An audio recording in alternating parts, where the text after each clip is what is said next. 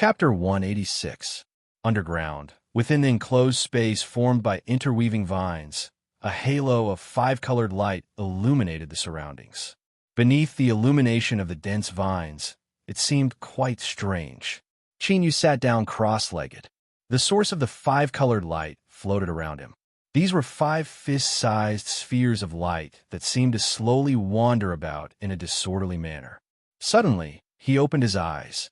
He lifted his hand and pointed his 5 fingers upwards. 5 spheres of light flew towards him, each falling onto his fingertip.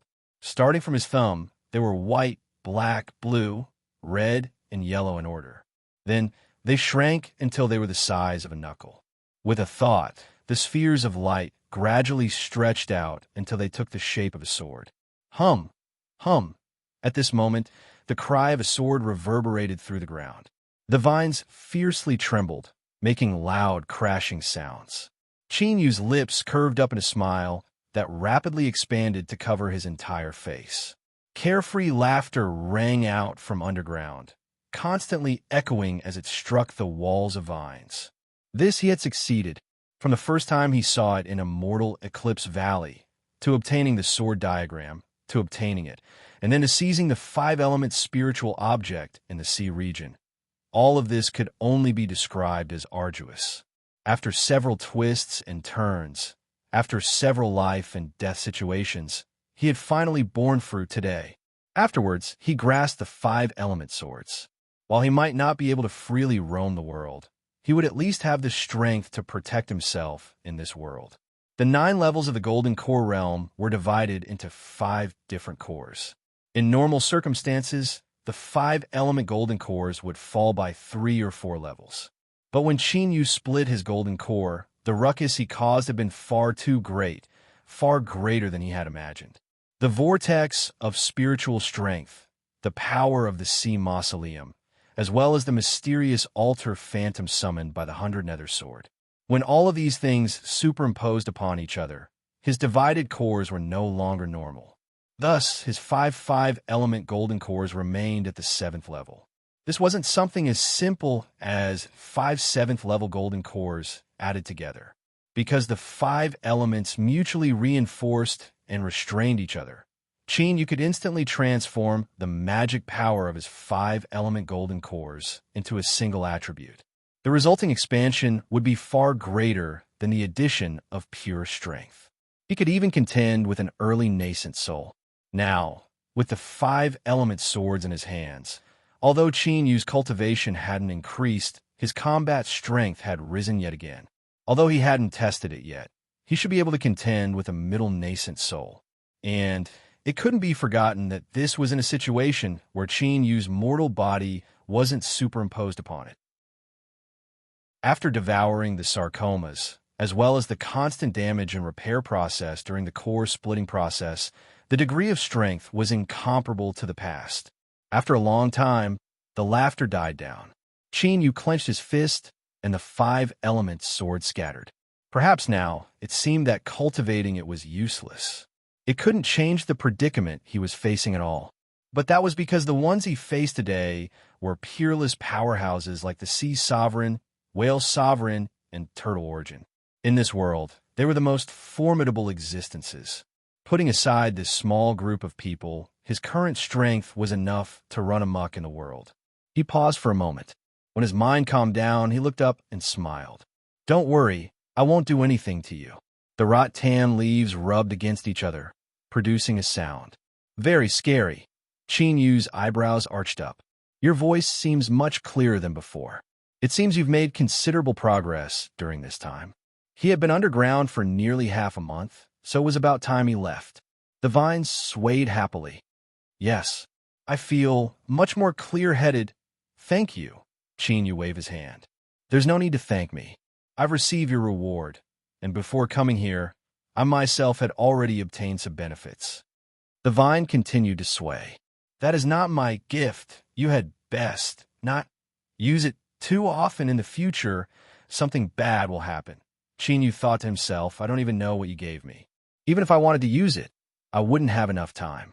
Suddenly, He subconsciously thought back to the hallucination he had experienced after the black crystal piece fused into his body. Just as he was about to ask what was going on, the vine in front of him twisted in pain. His thoughts were immediately interrupted. He asked, "What is it?" "I am going to evolve." Chinyu lifted a hand and put away the little blue lamp. The vine was in so much pain that it could no longer maintain the existence of the sealed space. Countless vines scattered and smashed into the ground, sending rocks flying everywhere. With the refinement complete, the vine had also begun to evolve. It should be able to satisfy the royal palace's requirements. Yu's eyes flashed. He cupped his hands together and said, "Brother Vine, it can be considered fate that we met. After I leave today, I fear that we will never meet again, so I will bid my farewells." He turned and left. His figure flickered several times before vanishing into the darkness. In the distance, the vine's anxious voice echoed out, "Your name?" Chinyu paused, not turning his head. "My name is Chinyu." A moment later, Chinyu emerged from the raging tides of strength. He stood in front of the stone door, his expression calm. With his current strength, he wouldn't be in such a distressed state like he was in the past if he relied on himself. The stone door opened. The old sea race man who had sent him and stood outside. It was unknown whether he had arrived in time or whether he had been staying here all this time. His expression was still indifferent, but his eyes were much more relaxed. It was clear he already knew some news. He lightly said, "Follow me." He stepped into the transmission array. Light flashed, and Chinyu appeared in a corner of a grand hall. The priest was sitting there drinking tea. He looked up, and a brilliant light flashed in his eyes. He smiled and said, "Little friend Chinyu, you're finally willing to come out." There was a hint of relief in his voice. Chinyu walked out of the transmission array. He cupped his hands together and said, "Priest, I've made you wait for so long. I apologize." "It's fine. As long as you came, it's fine." The priest laid down his teacup and cupped his hands together towards the old turtle. "Thank you, Brother Turtle, for your tea. It was truly excellent. If you have a chance to come to my moon-praying shrine in the future, I will definitely entertain you." The old turtle stood up and lightly humphed. "Don't speak such sarcastic words. If I really do go to moon-praying shrine in the future, I will either be captured by you or destroyed. No matter what happens, many people will die, so it's best if we don't meet." The priest smiled. Although Brother Turtle's words are a bit direct, the general meaning is correct. But my moon-praying shrine has always been obedient to the capital city and has never had any thoughts of rebelling. I hope that this peace can last for a long time. He cupped his hands together and turned to leave. "Little friend Chinyu, let's go." Chinyu bowed towards the old turtle. "I must thank Senior Turtle for looking after me all this time. Chinyu thanks you here." The old turtle waved his hands again and again. "Hurry and leave. I don't want to see the priest, and I don't want to see you again. You are nothing but a troublemaker." These words weren't easy to refute. Troublemaker Chinyu rubbed his nose, an awkward expression on his face. Moon-praying shrine's extremely eye-catching carriage was currently parked outside the palace. The one driving it was Shuezheng. Chinyu glanced at him and nodded, not saying anything. On the day he had blocked the whale sovereign, although it was because Moon-praying shrine needed his help, he still felt a bit grateful. The priest walked in front, and Chinyu followed behind. After boarding the carriage, Shuezheng shouted out loud, and the carriage began to slowly move forward. At the entrance of the hall, the old turtle withdrew his gaze. After taking several steps, he suddenly stopped and frowned. Something's wrong. This brat Chinyu, how come he doesn't seem tired at all? Rather, he seems to have become fiercer. In the carriage, the priest's eyes flashed. He said something similar. "Congratulations, little friend Chinyu, for making such great progress in your cultivation." Chinyu cupped his hands together. "I must thank Lord Priest. If it weren't for you, I would already be dead. How could I have improved my cultivation?" "Haha, I already said that moon-praying shrine needed little friend's help, so there's no need to thank me." The priest laughed happily, a bit of appreciation in his eyes. Of course, the reason Chinyu directly admitted it was because in front of these old fellows with transcendent cultivations, it was far too difficult to disguise himself. Rather than leaving behind a false impression, he simply agreed. Priest, I have been in the royal palace for too long. I fear that your department has been waiting anxiously for me. I'm not tired right now and can go back to work at any time.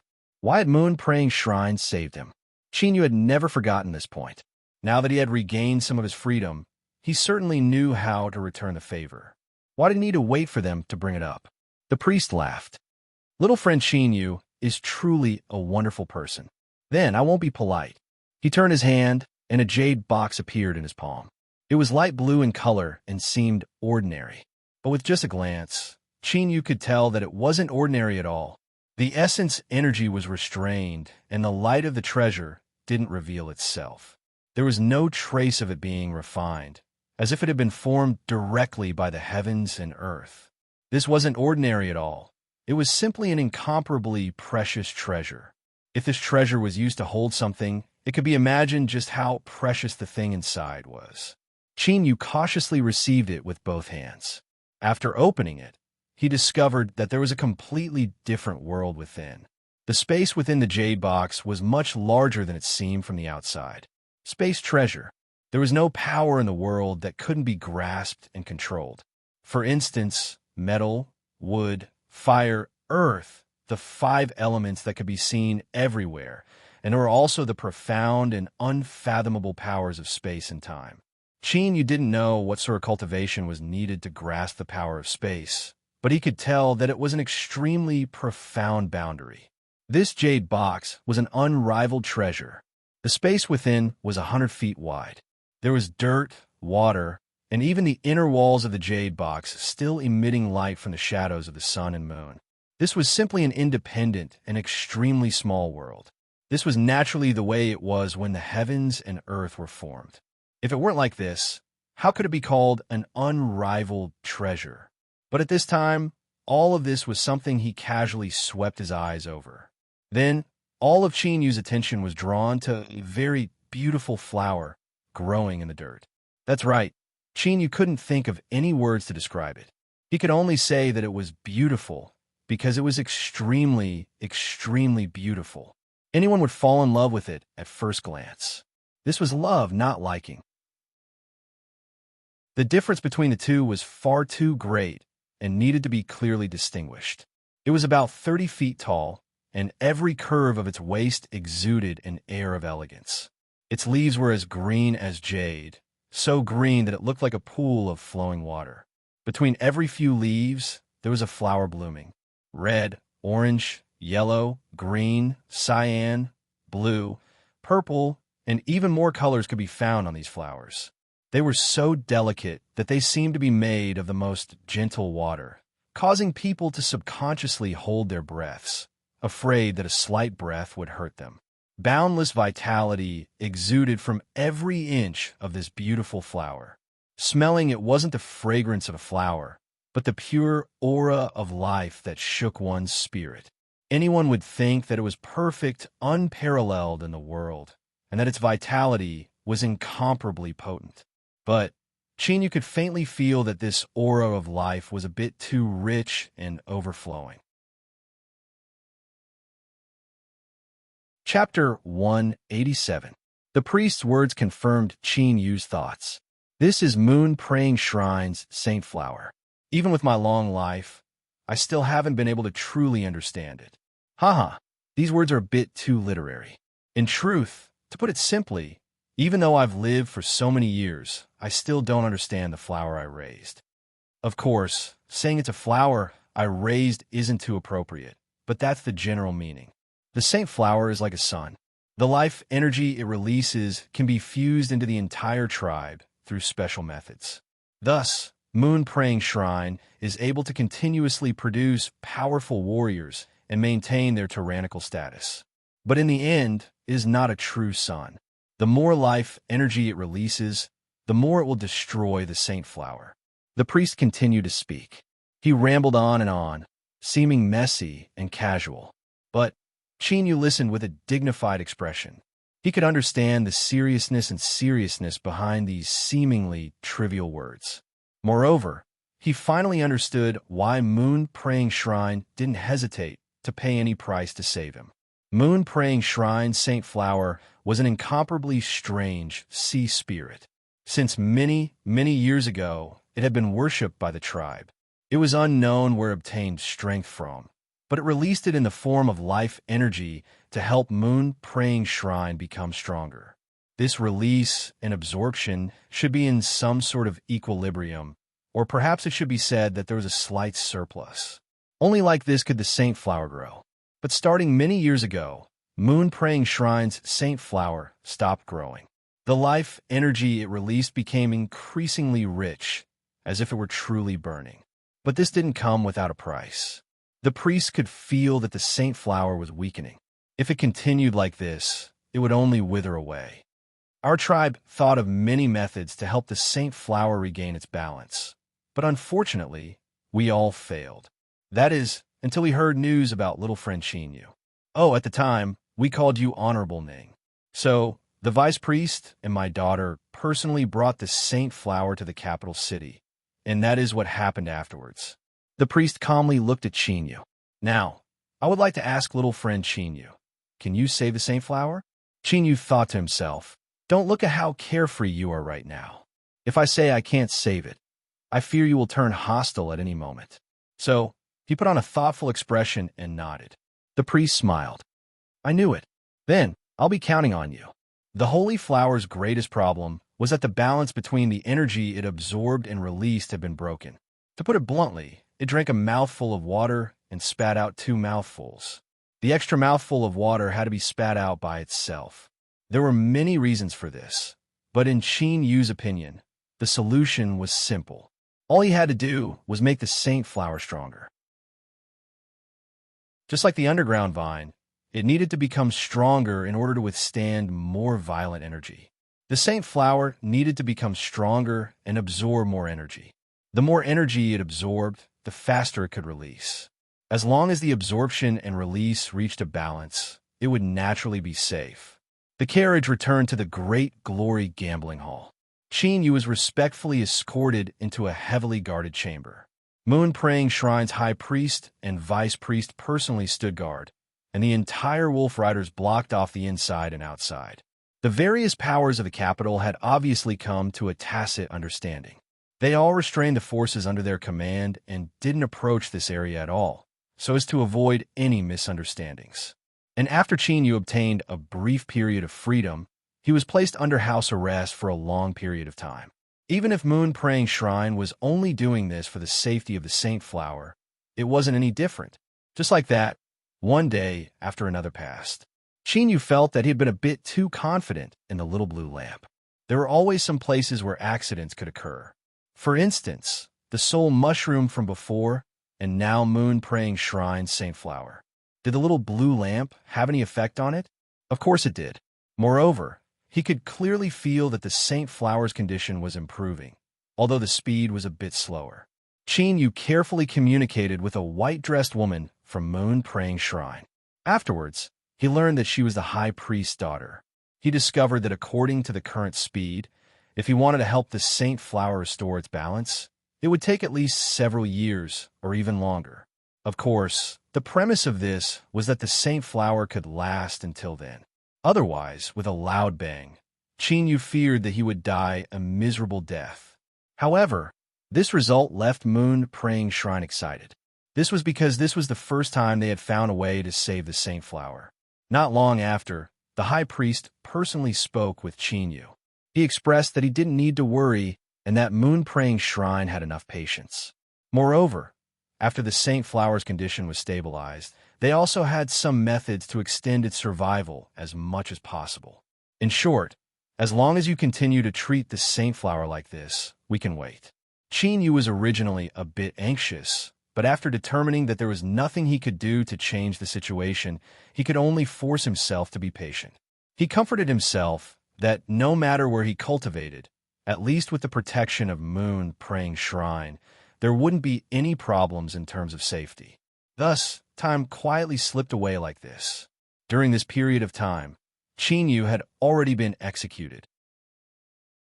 It was unknown what the royal palace had done, but it was clear that this was enough to give the lower and middle-level sea folk an explanation. Those that had the qualifications to know the truth kept their mouths shut. After all, this wasn't anything glorious, and there was also the invisible suppression of his majesty in the royal palace. Ning Qin, Honorable Ning, or perhaps Qin Yu, this name that had stirred up a great storm in the sea race capital city, had vanished in the shortest period of time. Any intelligent race was easily forgetful. Perhaps some people would remember this name forever, but most would let it vanish into the depths of their long memories. At most, some years later, when they thought of it, they would say, "Oh, you're talking about that person? I also know him. He's a very fierce human." That was all. When Qin Yu gave Leon the residence, there were some people that had designs on it. After they were drenched in blood, that dilapidated residence was restored to tranquility. No, perhaps it was more appropriate to describe it as tranquil. Ever since news spread out from the royal palace that Qin Yu had killed Jing Guanjin and the others on the day of ancestral worship, the Qing family allowed him to take Qingqing's corpse away to be buried. Now it was in this residence, accompanying Leon day and night. He was also forgotten. If there wasn't an accident, then perhaps he would be like Qin Yu, forever vanishing from the sight of the people of the capital city. The capital city returned to tranquility. Just like it had been for countless years, there were no longer any great waves. As Qin Yu gradually adapted to this tranquility, an accident occurred. In a way, this was a good thing, because on a certain night, as the Saint Flower was bathed in the light of the little blue lamp, it quietly underwent some important change. Thus, that strong and startling aura of life gradually calmed down. The Saint Flower stopped burning, and its strength returned to balance. Moon-praying shrine fell into a state of wild celebration. The entire Great Glory Gambling Hall was bathed in a festive celebration. And after the priest's daughter repeatedly confirmed that the Saint Flower had truly recovered, this joy reached its peak. The fragrance of wine and meat spread out for more than 10 miles. Even the usually calm vice priest unknowingly drank too much. He grabbed onto Qin Yu's hand, laughing and crying. He patted his chest and promised again and again that moon-praying shrine would be his friend from now on and that he would receive the best reception whenever he came. Qin Yu dealt with this for a while. After the vice priest left, he was replaced by someone else. In short, his ears were ringing. It wasn't until deep into the night that most people fell asleep that he finally found some peace. He bitterly smiled and shook his head. Then, he saw the wolf riders that were still standing guard. Although they were all excited, they maintained their composure. After eating some food, they returned to their posts. Perhaps it was because of the wolf riders' loyalty that the vice priest and the others were so unrestrained in their celebration. The one leading these wolf riders was Shuizheng. He thought for a moment and then brought over a jar of wine. He poured 2 bowls and said, "I can't drink too much because of my duty. Here, I toast you." Qin Yu picked up the wine and drank it in one gulp. He smiled and said, "In truth, I've always wanted to say thank you." Shuizheng nodded and turned to leave. How cold and cruel. Qin Yu didn't care. He returned to his room. He didn't rest on his bed, nor did he cultivate. He just quietly sat there. This was because he felt that someone would soon come to see him. And as he thought, the old priest arrived an hour later. He opened the door and saw Qin Yu's calm expression. The old man smiled, but his tone was a bit helpless. "If possible, I really don't want to let you go." Qin Yu reached out a hand and invited him to sit down. "I believe that Lord Priest is someone who keeps his promises." A bright light flashed in the old priest's eyes. "For someone as old as me, promises and things like face aren't important to me. Perhaps I really might go back on my word." Qin Yu lightly said, "Then Lord Priest would discover that the result will not be what you expect. For instance? For instance, the Saint Flower will die." The room fell silent. The old priest frowned, as if he were unhappy that Qin Yu was using the Saint Flower to threaten him. The latter's expression was light, as if those fierce and forceful words just now hadn't come from him. But it was because of this that no one dared to look down on him. After a long time, the old priest faintly smiled. "Of course it's just for fun. As the priest of Moon-Praying Shrine, I am a great figure, so I naturally keep my word." Qin Yu smiled in response. This junior also believed so. However, the old priest's following words were cold and indifferent, even though his tone was still warm. Moon praying shrine saved little friend Qin Yu's life. You shouldn't object to this. In return, little friend saved my saint flower. In that case, you and I are even. Moon praying shrine can allow little friend to leave, but when little friend leaves the capital city, I will announce that you have lost your status as Moon praying shrine's guest priest. He paused for a moment and then continued to say, after all, for someone who will soon leave, I will not allow Moon praying shrine to establish a powerful enemy. The old priest didn't say who the enemy was, but it wasn't difficult to guess his identity. The whale's sovereign. This was a terrifying existence that had disappeared ever since that day in the sea race's royal court. It was clear that he wouldn't easily give up on a goal that he had failed to accomplish several times. If Qin Yu stepped out of the capital city and lost the protection of Moon Praying Shrine, he would definitely attack. This was the silent choice that the old man had laid out. Join Moon Praying Shrine or face the slaughter of the whale sovereign. Chapter 188. Although this was cold, realistic, and even a bit too unreasonable, the priest's actions weren't wrong. From Moon Praying Shrine's point of view, it could even be called reasonable. Thus, after a brief moment of surprise, Qin Yu could only sigh at how thick these old fellows' skin was. He nodded and said, I understand. This reply was very light, as if he were telling you what to eat for lunch today and then nodding in response. It wasn't a choice that involved life or death. Although this sort of attitude didn't directly answer, it was already a clear answer. The priest sighed, a trace of helplessness in his eyes. We will stay in the capital city for another 3 days. I hope that little friend Qin you can think things through. Moon Praying Shrine's doors are always open to you, as long as you are willing. Qin Yu stood up and sent him away. Then, he closed the door and returned to his chair, a helpless smile on his face. How could he not have thought of the whale sovereign's threat? But, while the underground vines of the royal palace and Moon Praying Shrine Saint Flower had saved his life, they had also pushed him to the edge of danger.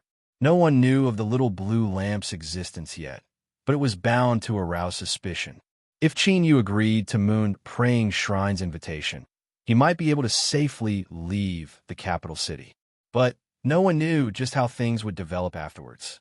Once the little blue lamp's existence was exposed, all that awaited him was death. So, after a brief struggle in his heart, he still refused. Without Moon Praying Shrine's protection, he might be able to rely on his own strength to escape. This was the reason why Qin Yu had the confidence to refuse.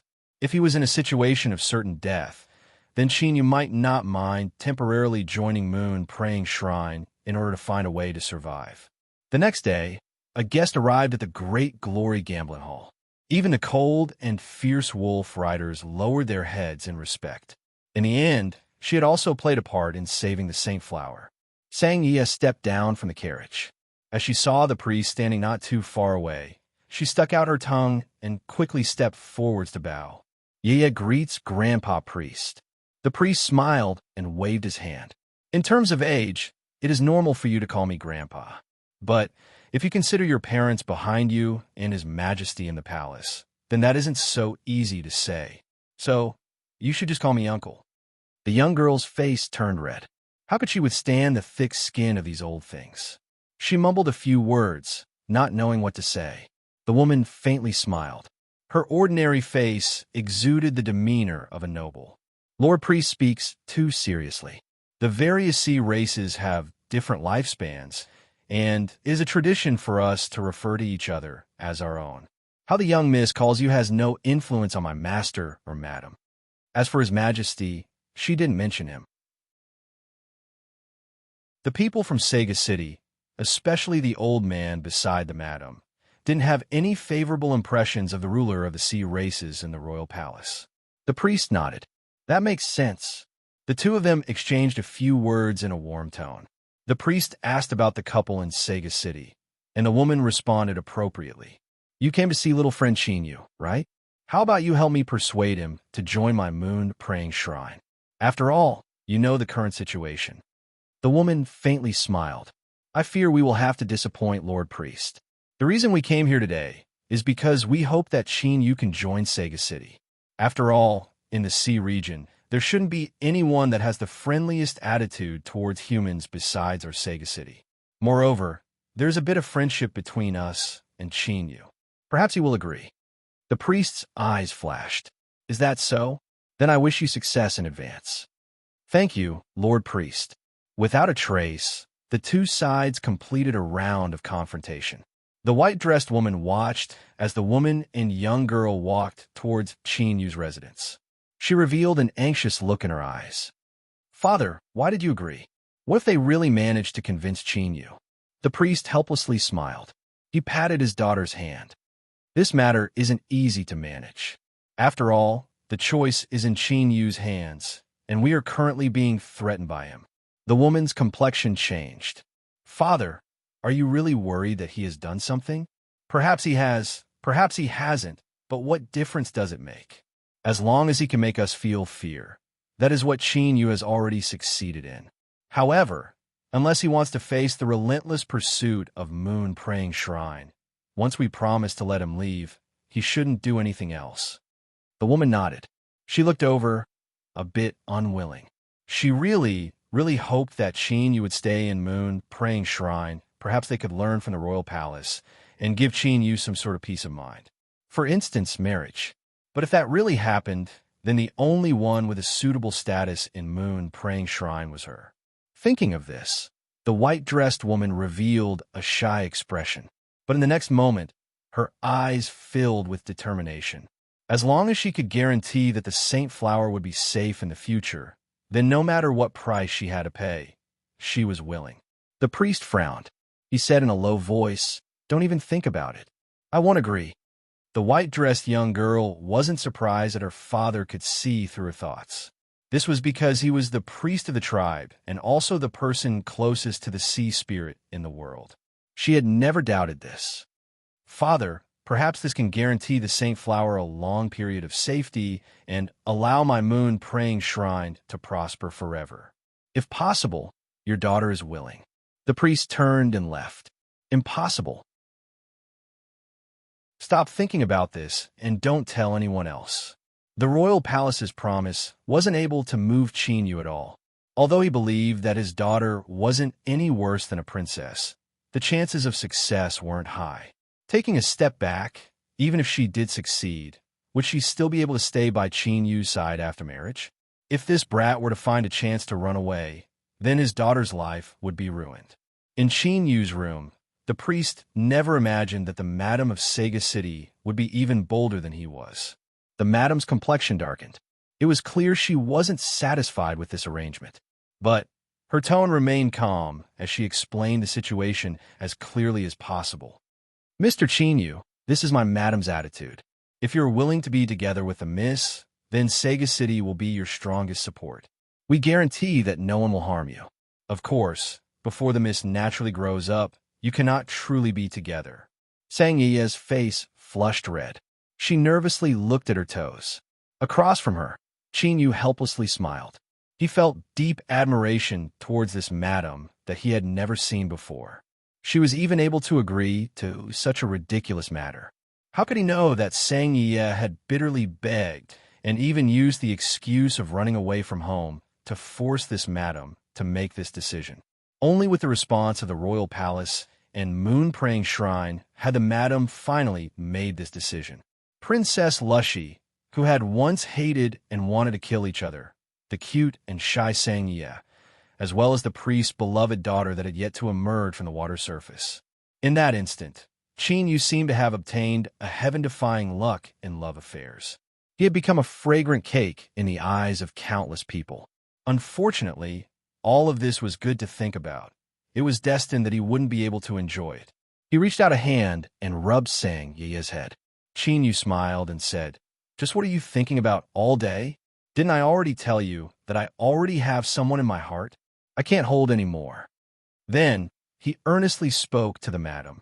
He thanked her for the good intentions of Sega City and also expressed his attitude as tactfully as possible. Although she had been rejected, the madam's complexion improved instead. As she looked at Yu, Her eyes warmed a bit more. That really is a pity. All right, could your words be any more fake? Chinyu smiled. He told Sang Yiya that he would soon leave the capital city. He thanked her for her help and said that they would meet again in the future if fate willed it. But everyone knew that these words weren't sincere at all. One was in the sea region, and the other was returning to the human world. Without accident, it would be difficult for them to meet again. The young girl was silent for a moment. Her eyes reddened, and her nasal voice became a bit heavier. She whispered, "Seventh Auntie, can you leave for a moment? I have some words I want to speak with Big Brother Chinyu alone." The madam hesitated for a moment. She looked at Chinyu and nodded. "All right, I will wait outside for Miss." The door opened and then closed. There were only the two of them left in the room.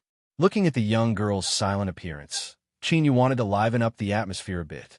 He jokingly said, "Look, you made her so nervous. She must be worried that you will be impulsive and do something you will regret. Haha, she looks down on me too much." Before he finished speaking, he was interrupted by the little lowly who threw herself into his arms. Chinyu stiffened. He could feel the hot and wet sensation on his chest. He sighed inwardly and reached out to hold her. "Yeah, listen to me. Don't cry." I'm not crying. It's just that my eyes are blurred. Sometimes the lowly sophistry was just so cute." Chinyu smiled and patted her shoulder. Big Brother Chinyu understands." Ye didn't cry. Ye is the strongest." But as he said this, Sang Ye actually began to cry instead. She couldn't even suppress her sobbing.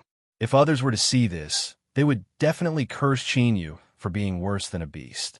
Big Brother Chinyu, seventh Ani, didn't tell me, but the truth is that Yiya knows that the whale sovereign is a big bad bastard. He will definitely think of a way to harm you. You rejected my uncle, you rejected Moon-Praying Shrine, and you also didn't agree to be with me. Who will protect you? Big Brother Chinyu, Yiya knows that you love that woman, but she died. Why aren't you willing to be with Yiya? I will work hard to grow up. I will treat Big Brother Chinyu very, very well. I don't want anything to happen to you, I don't. As she spoke of the most heartbreaking parts, the young girl began to cry. Chinyu was moved. He thought for a moment and said, "Yeah, I understand your feelings. But can you please have some faith in me? Although I definitely can't defeat the whale sovereign, I still have some confidence I can escape." Sang Yiya looked up, her eyes red. Her tears nearly broke down Chinyu's persistence. Really? Chinyu earnestly nodded. Of course it's true. Yeah, just you wait. Sooner or later, I will become even more formidable. Then I will come back and kill the whale sovereign. These words were said with a smile. It sounded like he was trying to comfort the young girl's heart, but only Chinyu knew that what he said was the truth. He had killed Jingguanjin and killed the playboy beside him. It seemed as if he had completed his revenge, but the person behind the scenes hadn't died yet. So how could his thoughts be clear? Thus, the whale's sovereign had to die. It was only a matter of time. In this sort of situation where he had to think about how to escape the other party's pursuit and how to kill the whale sovereign, it really was a funny matter.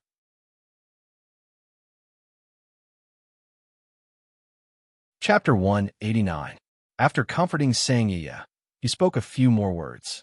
He thought that the woman outside might not want to wait any longer, so he smiled and sent her out. Although it was very subtle, the woman's quick glance at Sang Yiya didn't escape Chinyu's eyes. She really didn't feel reassured. "Miss, it's time for us to leave." Not discovering anything strange, the woman's heart calmed down a little. She nodded to Chinyu and turned around. Sang Yiya's lips moved as if she wanted to say something. Chinyu patted her shoulder. "You have to have confidence in me, okay?" Thus, the young girl nodded. But even as she boarded the carriage, she kept looking back. As they drove out of the Great Glory Casino, the woman thought for a moment and earnestly said, "Miss, I'm beginning to believe your judgment. This Mr. Chinyu is indeed not bad." Sang Yiya curled her lips. "Humph. Seventh Ani, I think you know that it is impossible for Big Brother Chinyu to agree to accept me, so you dare to say that." The woman wasn't surprised that the young girl had seen through her true thoughts. She already knew that the young girl was smart and never doubted her. She nodded and admitted, "That's right. No matter how outstanding he is still a human. So how could he be worthy of Miss?" I think that Madam already expected this, so you agreed to let Miss make this trip. Now, it is time for Miss to fulfill your promise. You will return to Sega City and not take a single step outside until you are of age. Sang-Yi bit her lips. I will return after Big Brother Chinyu leaves. The woman thought for a moment. She felt that it was impossible to change this young girl's stubborn thoughts, so she tacitly agreed. She only sighed inwardly. Perhaps there was something that the mist didn't understand. It wasn't just the whale sovereign that wanted Chinyu dead, but also the tacit consent of many others. For instance, His Majesty. For instance, Moon-Praying Shrine's priest. This human had such a dazzling performance. If he couldn't be used by the sea races, then he should just die. Perhaps this was the common thought of many people. In the end, the sea races stood on opposite sides of humanity. It was only because of innate restrictions that war hadn't erupted between the two races. But the thought of weakening the other was an instinctual instinct. In other words, Noah would help Chinyu. Then, could he rely on his own strength to escape the whale sovereign's pursuit? In truth, the woman didn't think this would happen. Personally witnessing the death of someone she cared about and even had a good impression of was an extremely cruel thing, but perhaps this could help the young Miss mature faster. Another day passed. Today was the deadline that Moon-Praying Shrine had given Chinyu. They would leave tomorrow. If he stayed here, there would still be one more day of peace. But he didn't plan to wait any longer. So he bid his farewells to the priest. When he spoke of his decision to leave, he clearly noticed that the eyes of this old man, who had turned hostile so quickly, were filled with helplessness and sorrow. Then, Chinyu received an unexpected gift. What appeared in the priest's hand was a green flower. It looked like it was carved from a water droplet, and it gave off a green and transparent feeling. It contained an incomparably majestic aura of life. I made an agreement with the holy flower that as long as you choose to leave before the deadline, this gift will be given to you. Otherwise, I will take it back. The strength of the saint flower can only be possessed by the brave. At the very least, it seems that little friend Chinyu is a courageous person. I hope that you can survive. With a flick of his fingers, the blue flower flew towards him. Chinyu reached out and received it. Then, like a drop of water, it melted into his flesh and blood, vanishing from sight. But Chinyu could feel its existence. Within his body, there was a powerful life force that was in a dormant state. The Saint Flower's flower can only be obtained by the most outstanding clansmen of the Crescent Moon tribe. It will follow you for the rest of your life. After you are injured, the life force within the flower will automatically surge out to repair your injuries. Moreover, its strength can be restored on its own. A flower was a treasure that could store a massive amount of life force and could be used many times over. It was no wonder that this old fellow had such a pained expression. Chinyu sincerely expressed his thanks and received the flower. The priest stood up. Then I won't send you off. Farewell. Chinyu turned and left. The wolf riders stood guard outside, as if they already knew what had happened. They clenched their fists in front of their chests and bowed their heads in respect. This respect came from their gratitude for saving the saint flower. Shuizheng stood there, not saying anything. He only quietly watched Chinyu's back as he put on a black robe and left the Great Glory Gambling Hall. Soon, all of the sound shell stations in the capital city urgently broadcasted a message. A guest priest of the tribe had been stripped of his status and would no longer be related to him. The identity of this person was very vague, but those who had the qualifications to know certain things were very clear about the contents of this message. The first elder with a scar on his face chuckled softly. Actually, this old man is rather impressed by this human race, Junior. Where does he get his confidence from to leave this place alive? Below, a group of white-haired old thieves coldly sneered. Anyone that ruined the day of ancestral worship and offended their ancestors must die. See Spirit Pavilion. The 9-layer building was being rebuilt. Old C was temporarily living in a courtyard not too far away. As he heard the news, he waved his hand, indicating that he should leave. Clearwood bit her lips. Teacher, this Chinyu is someone that can always accomplish things that others cannot. Although it seems to me that he cannot escape death, that doesn't mean that there won't be a miracle. He has always been someone that is good at creating miracles, isn't he? His voice was light. But light didn't only represent tranquility, but also powerlessness. A purple card sea spirit teacher had a revered status and possessed an incomparably powerful influence. But he had no way of interfering in this matter. In a quiet courtyard near Noble Court Avenue, Leon was sitting in front of a newly built grave. He was speaking in a low voice, as if Ching Ching hadn't left yet. Not too far away, a soundshell was playing a program from a music station.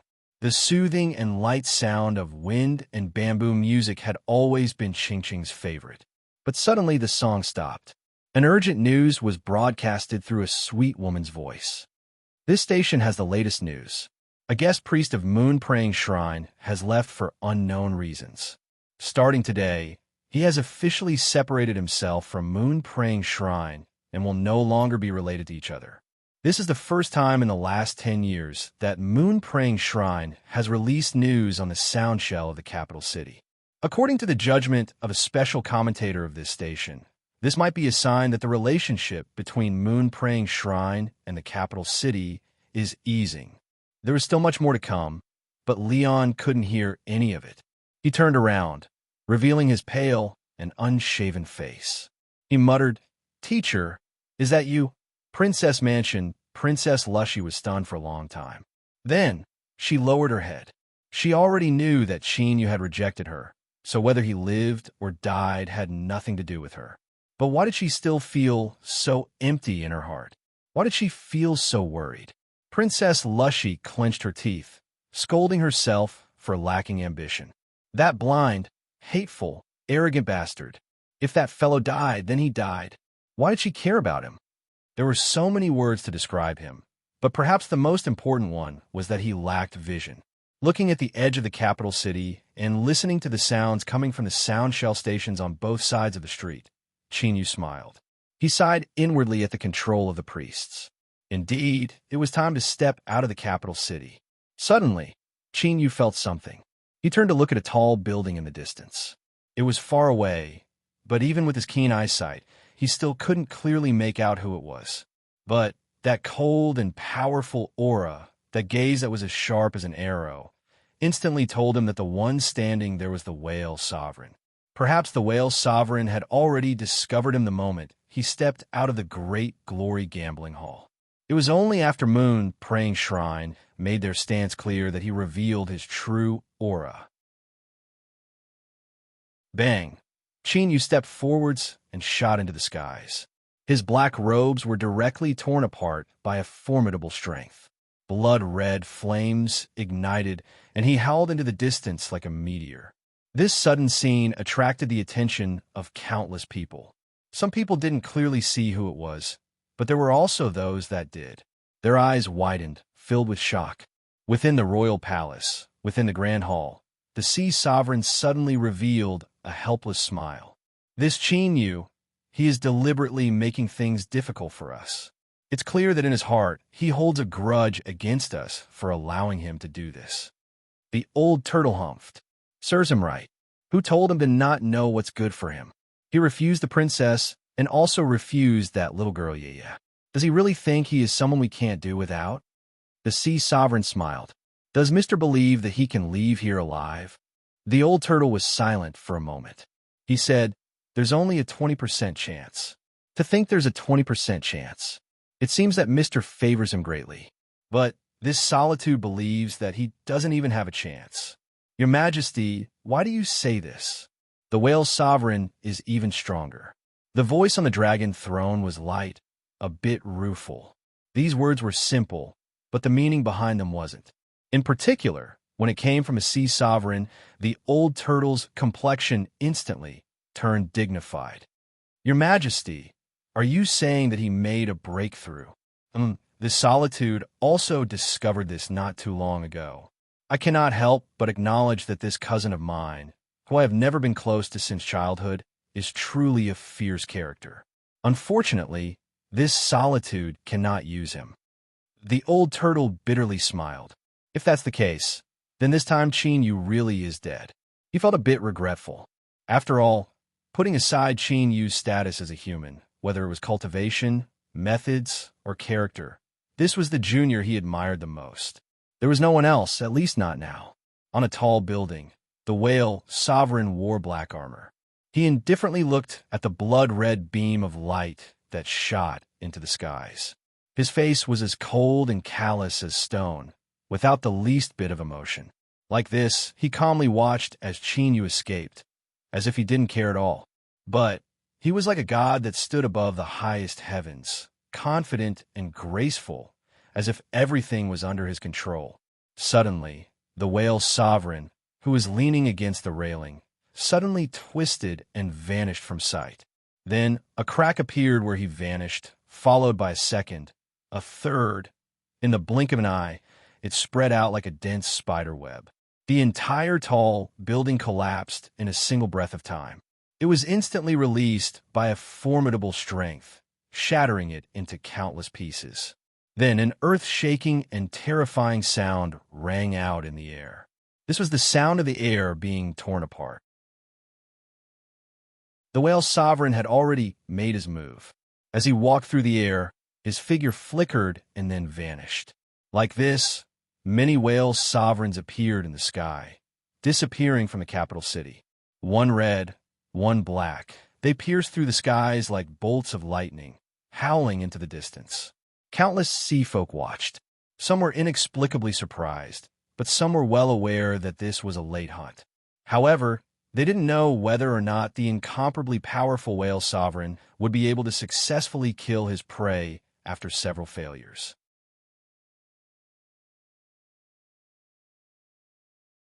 Chapter 190. Qin Yu soon discovered that he had been too optimistic and had underestimated the whale sovereign's strength. The whale sovereign was far more formidable than he had revealed. Or, it was more accurate to say that he was far, far stronger. With his current cultivation, if he used the blood escape and increased his speed by 10 times, there shouldn't be anyone at the nascent soul realm that could catch up to him. The whale sovereign had done it. Although he couldn't shorten the distance between them for a time, this was more than enough for the whale sovereign. All he needed to do now was bite down on Qin Yu. Then, there would come a time when he wouldn't be able to use the blood escape. At that time, Qin Yu would be extremely weak and standing up would be difficult. The whale sovereign would only need to gently reach out a hand to take his head. They had already left the capital city, so a great deal of time had passed. Qin Yu sighed inwardly. He now knew that the whale sovereign could chase him forever. In fact, he even had the thoughts of chasing prey. He wanted Qin Yu to tire out and weaken, and then he could easily kill him like he said before. So, if there wasn't an accident, he shouldn't be able to escape. Countless thoughts raced through Qin Yu's mind. He imagined countless possibilities, but he discovered that no matter what, none of them could protect his life. As for the outside world, there was no longer any strength he could borrow. In truth, Qin Yu felt a bit of regret.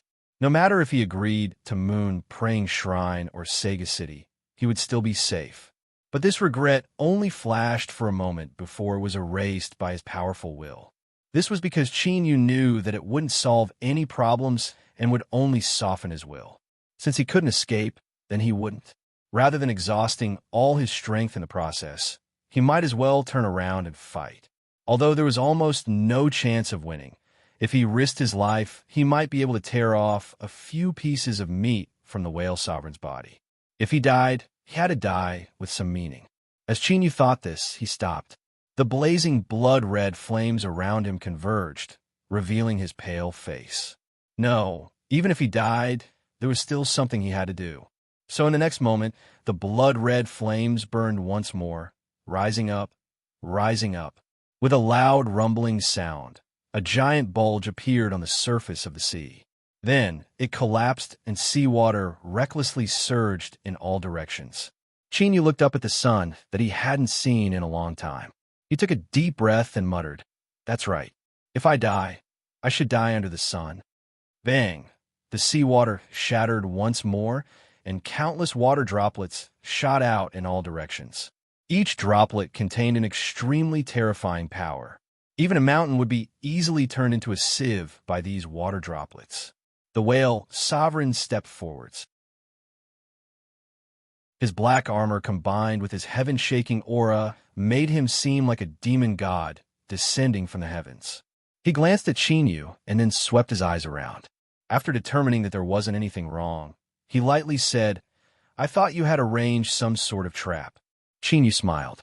"It's just that I don't want to die at the bottom of the sea. After all, I am a human. In some aspects, I have different ideas from the sea races. Moreover, the feeling of basking in the sun is really good." The whale sovereign shook his head. "I don't like it." He looked up at the sun.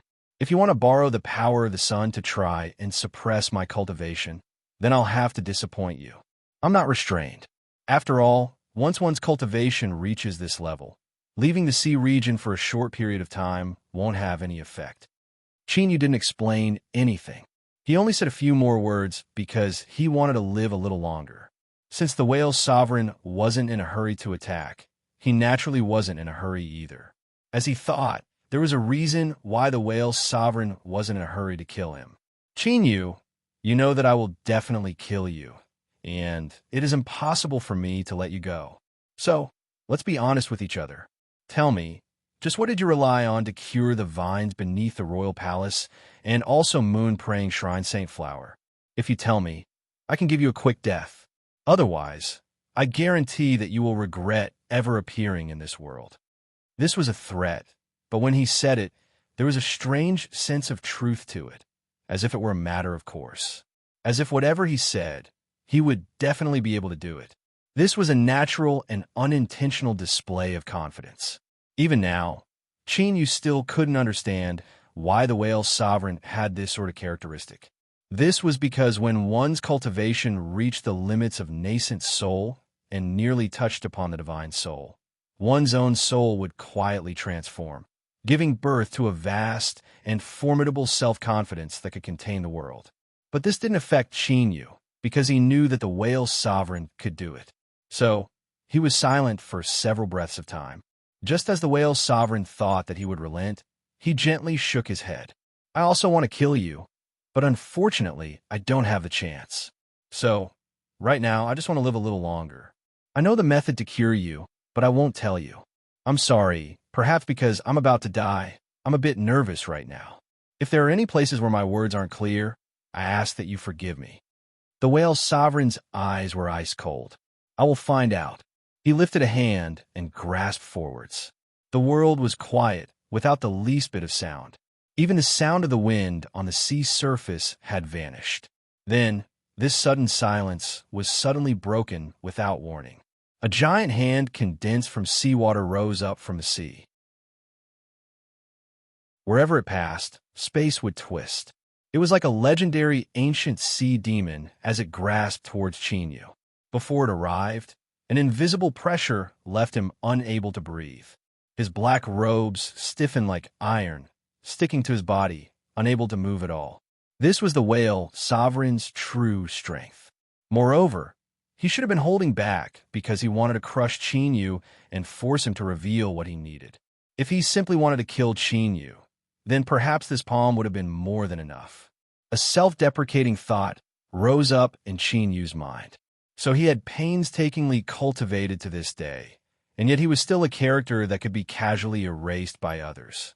He was indeed a minor character amongst minor characters, cannon fodder amongst cannon fodder. And there was also that cheap senior apprentice brother of pill crucibles.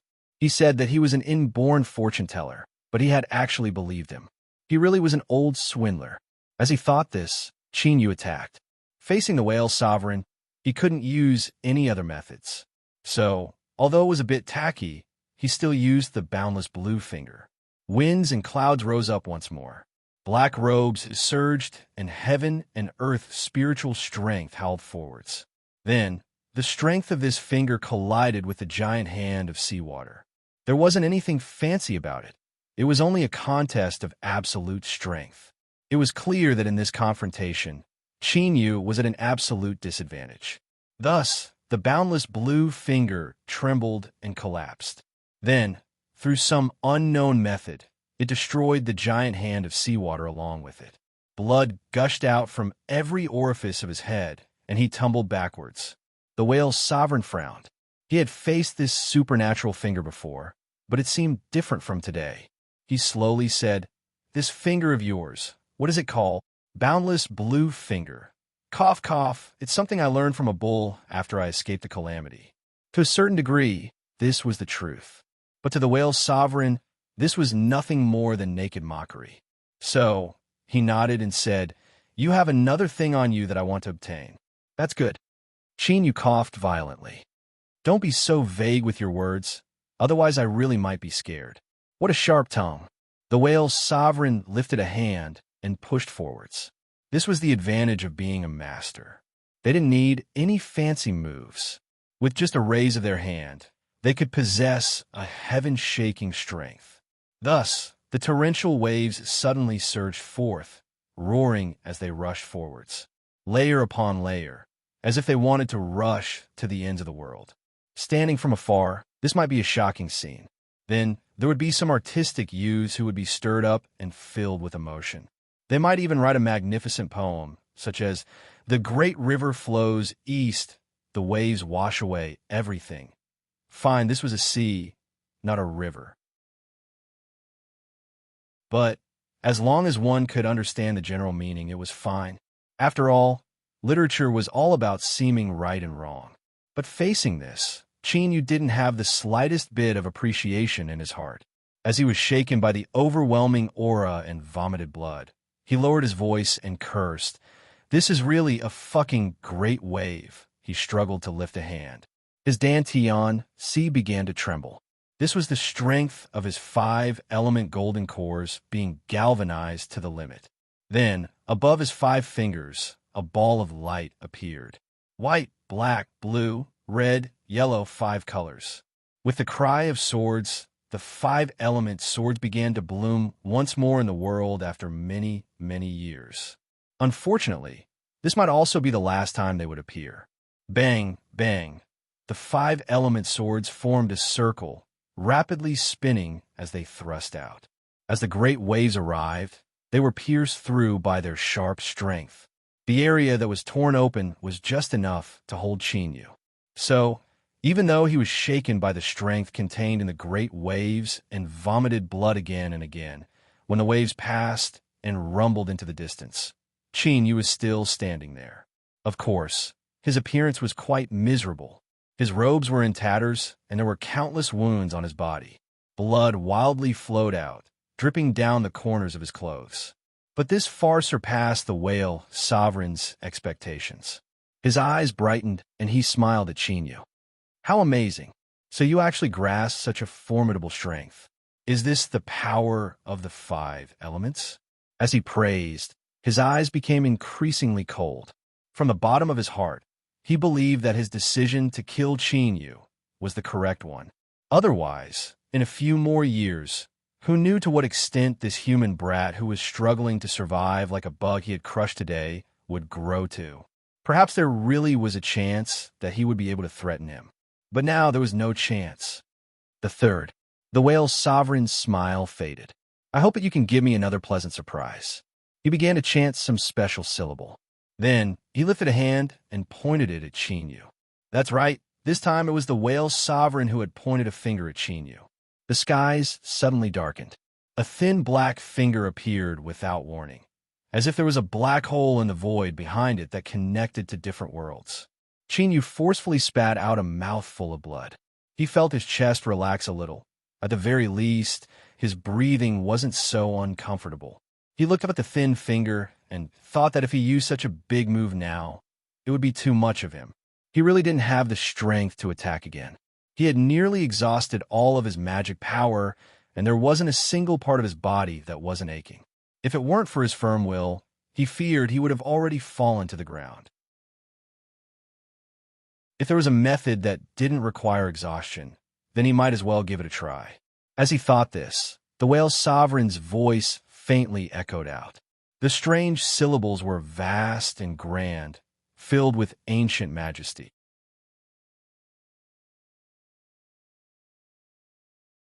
Chapter 191. His consciousness was originally a bit blurry, but the flower sent by the saint flower within him seemed to slow down by a beat. it finally began to gush out strength. As a result, it was like a gush of warm water was flowing within his body. The serious injuries in his body that were on the verge of collapse were quickly contained and healed. This was truly worthy of being Moon-praying shrine Saint Flower. Even a single flower possessed such astonishing strength. Unfortunately, in the current situation, it seemed useless. After all, the Whale Sovereign's ultimate move was about to arrive. Chinyu simply didn't realize this. He furrowed his eyebrows together. Because his injuries had been alleviated and his consciousness had been restored, it began to rapidly spin. These syllables, Chinyu's eyes brightened. He suddenly recalled that this was a strange memory that had appeared in his mind after he received the gift from the underground vine. It was these syllables. Although they weren't the same, they should belong to the same language. For the time being, he could classify these syllables as a mystical language. He looked up at the thin black finger and pursed his lips. This was because he felt that even if there was only the tiniest bit of hope, he should still give it a try. Otherwise, he would regret it even if he died. Thus, the memory in his mind was flipped open. The strange syllables sang in his soul, and a sea chart phantom unfurled above his head. Countless islands shined like precious treasures. Capital city, living quarters of the priests. Originally, as servants of the sea spirit, some tribes called them noble divine servants. They lived in the grand and magnificent sea god palace. Unfortunately, ever since the rise of royal power many years ago, when the capital city's sea god palace's plaque was taken down, no one dared to call it by this name again. Of course, there are many reasons for this. The priests were related to the change in royal power in the past, but that was another story altogether. Let's turn our gazes back here. This massive palace that had lost its plaque hadn't been properly maintained. Now, within its grand and boundless aura, there was a hint of decay mixed in. The mottled murals, the water-stained ceiling, the dim light, all of this perfectly wove together to form such a scene. In the largest hall, beneath the towering sea spirit statue, a massive number of priests were gathered. Almost all of the high-level priests of the capital city had gathered here. If someone else were to appear here, they would be surprised to discover that these priests who weren't valued at all were actually using some unknown method to watch the battle between the Whale Sovereign and Chinyu in the distance. Even though the image was a little distorted and blurry, he could still roughly make out the situation. Most of them had nervous expressions on their faces as they argued in hushed voices.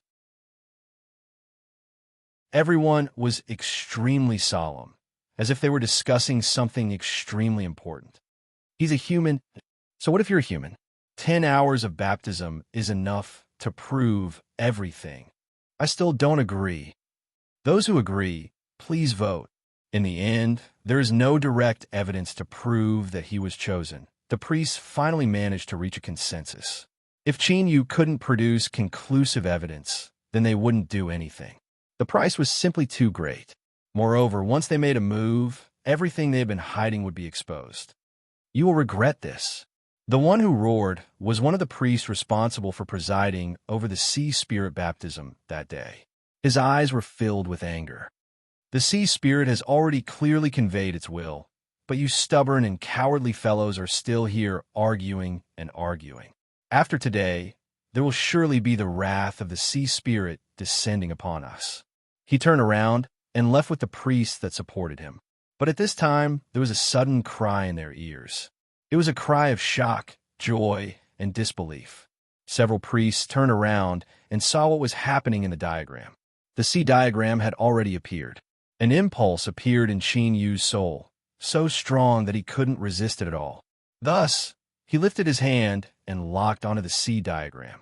Then, he pointed at a black dot of light. Chinyu didn't know what this black dot of light represented. He only instinctively believed that this was the place he needed to place his finger on. Then, Chinyu truly understood what this black dot of light was, as well as what sort of gift the underground vine had given him. High in the skies, beneath the great sun, space suddenly twisted, as if some formidable strength were about to gush out from within. In the next moment, space broke apart, and a terrifying beam of light shot out, rumbling towards the whale, sovereign on the sea surface in a straight line. It was hard to describe how formidable this beam of light was. It was like a rushing river, vast and aboveboard, as if it had the strength to erase all. It was like an arrow shot by a heavenly god, impossible to resist. The whale sovereign's complexion changed. For the first time, he revealed a look of alarm and anger. His eyes widened as if he had seen something unbelievable. But in the next moment, he reacted. With a deep roar, he lifted his hands, and a rich black light gushed out from his black armor, condensing into a black sphere of light that covered him within. Then, this black sphere of light was struck by the beam of light and swallowed up. Bang! The sea surface violently collapsed, forming a straight and deep hole. Endless seawater tumbled about, roaring into the distance. Like this, without warning, a tsunami had appeared. Chinyu was stunned. He only had time to think, so it wasn't an illusion. The whale sovereign's finger had arrived. His ears immediately buzzed, as if he had lost his sense of hearing. Then his body sank downwards. His head spun, and he vomited. Then, what spread out was an extremely horrifying pain. It was like a tide, spreading to his limbs and bones. Wherever it passed, his bones, flesh, and blood were all crushed. It was like a person was placed beneath a giant millstone and then ruthlessly thrown down from a high place. Chinyu had always believed that his will was extremely firm. Even if his flesh was cut and his bones were scraped, he could still withstand it. But it was clear that this pain had surpassed the limits of what he could withstand.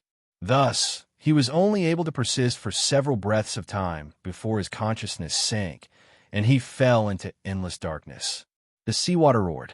The beam of light had already vanished, but the effects it caused were still fermenting and spreading.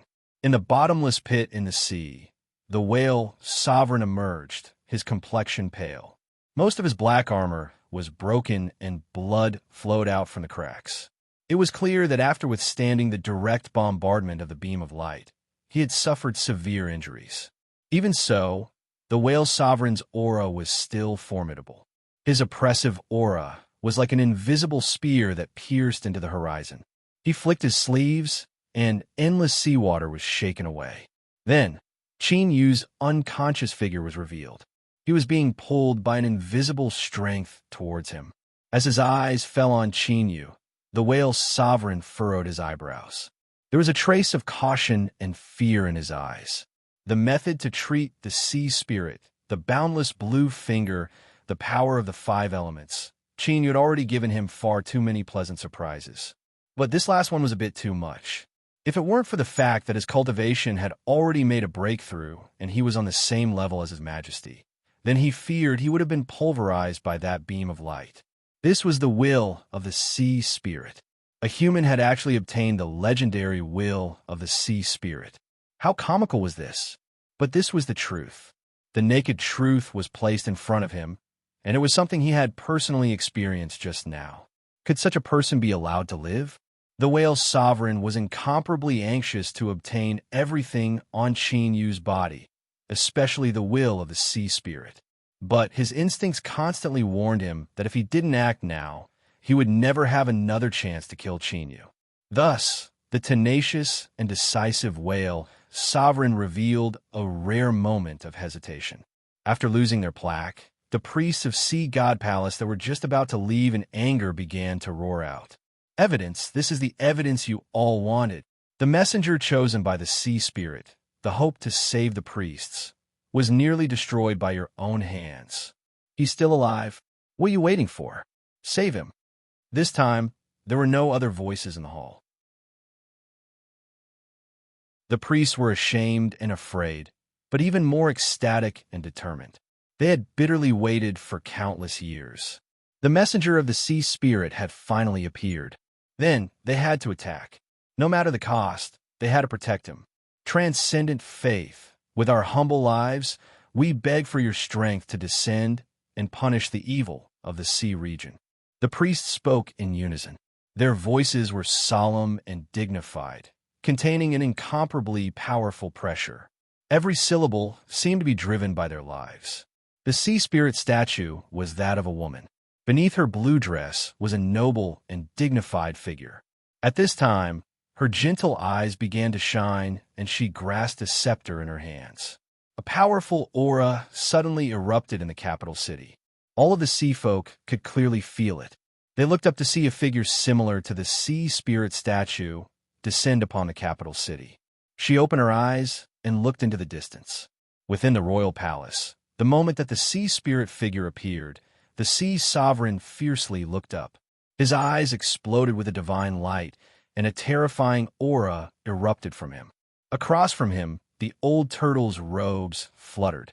He stuffily coughed and was forced back dozens of feet by this aura. From this, it could be seen just how powerful the sea sovereign, who hadn't truly attacked until now, was. Priest, a deep and low voice echoed through the hall. This was because unconsciously there was a formidable cultivation mixed in. For the sea sovereign to lose his composure, it could be seen that his heart was surging and he wasn't as calm as he appeared on the surface. The old turtle was also shaken. In particular, when he sensed the direction that the sea spirit figure was looking in, his shaking became even more clear. After several breaths of time, the sea sovereign's eyes were restored to tranquility. At the very least, there wasn't the least bit of surprise on his face. "Mister, what do you think the priests are doing today?" The old turtle hesitated. "Chinyu?" The sea sovereign nodded. "This solitude also thinks so. It seems that the priests have already found the person they have been waiting for. I just didn't think it would be a human." He paused for a moment and continued to say, "It seems that this solitude was wrong in the end. Chinyu might not die today." "No, he definitely won't die." The old turtle thought for a moment and nodded. With the stubbornness of those crazed priests, since they had taken action, that meant they had set their sights on Chinyu. Then, they would certainly disregard everything to protect Chinyu's life. This could be seen from how they summoned the sea spirit phantom to descend. The pitiful whale sovereign thought that he had found the best opportunity, but he never imagined that he would run into a group of madmen that didn't care about their lives.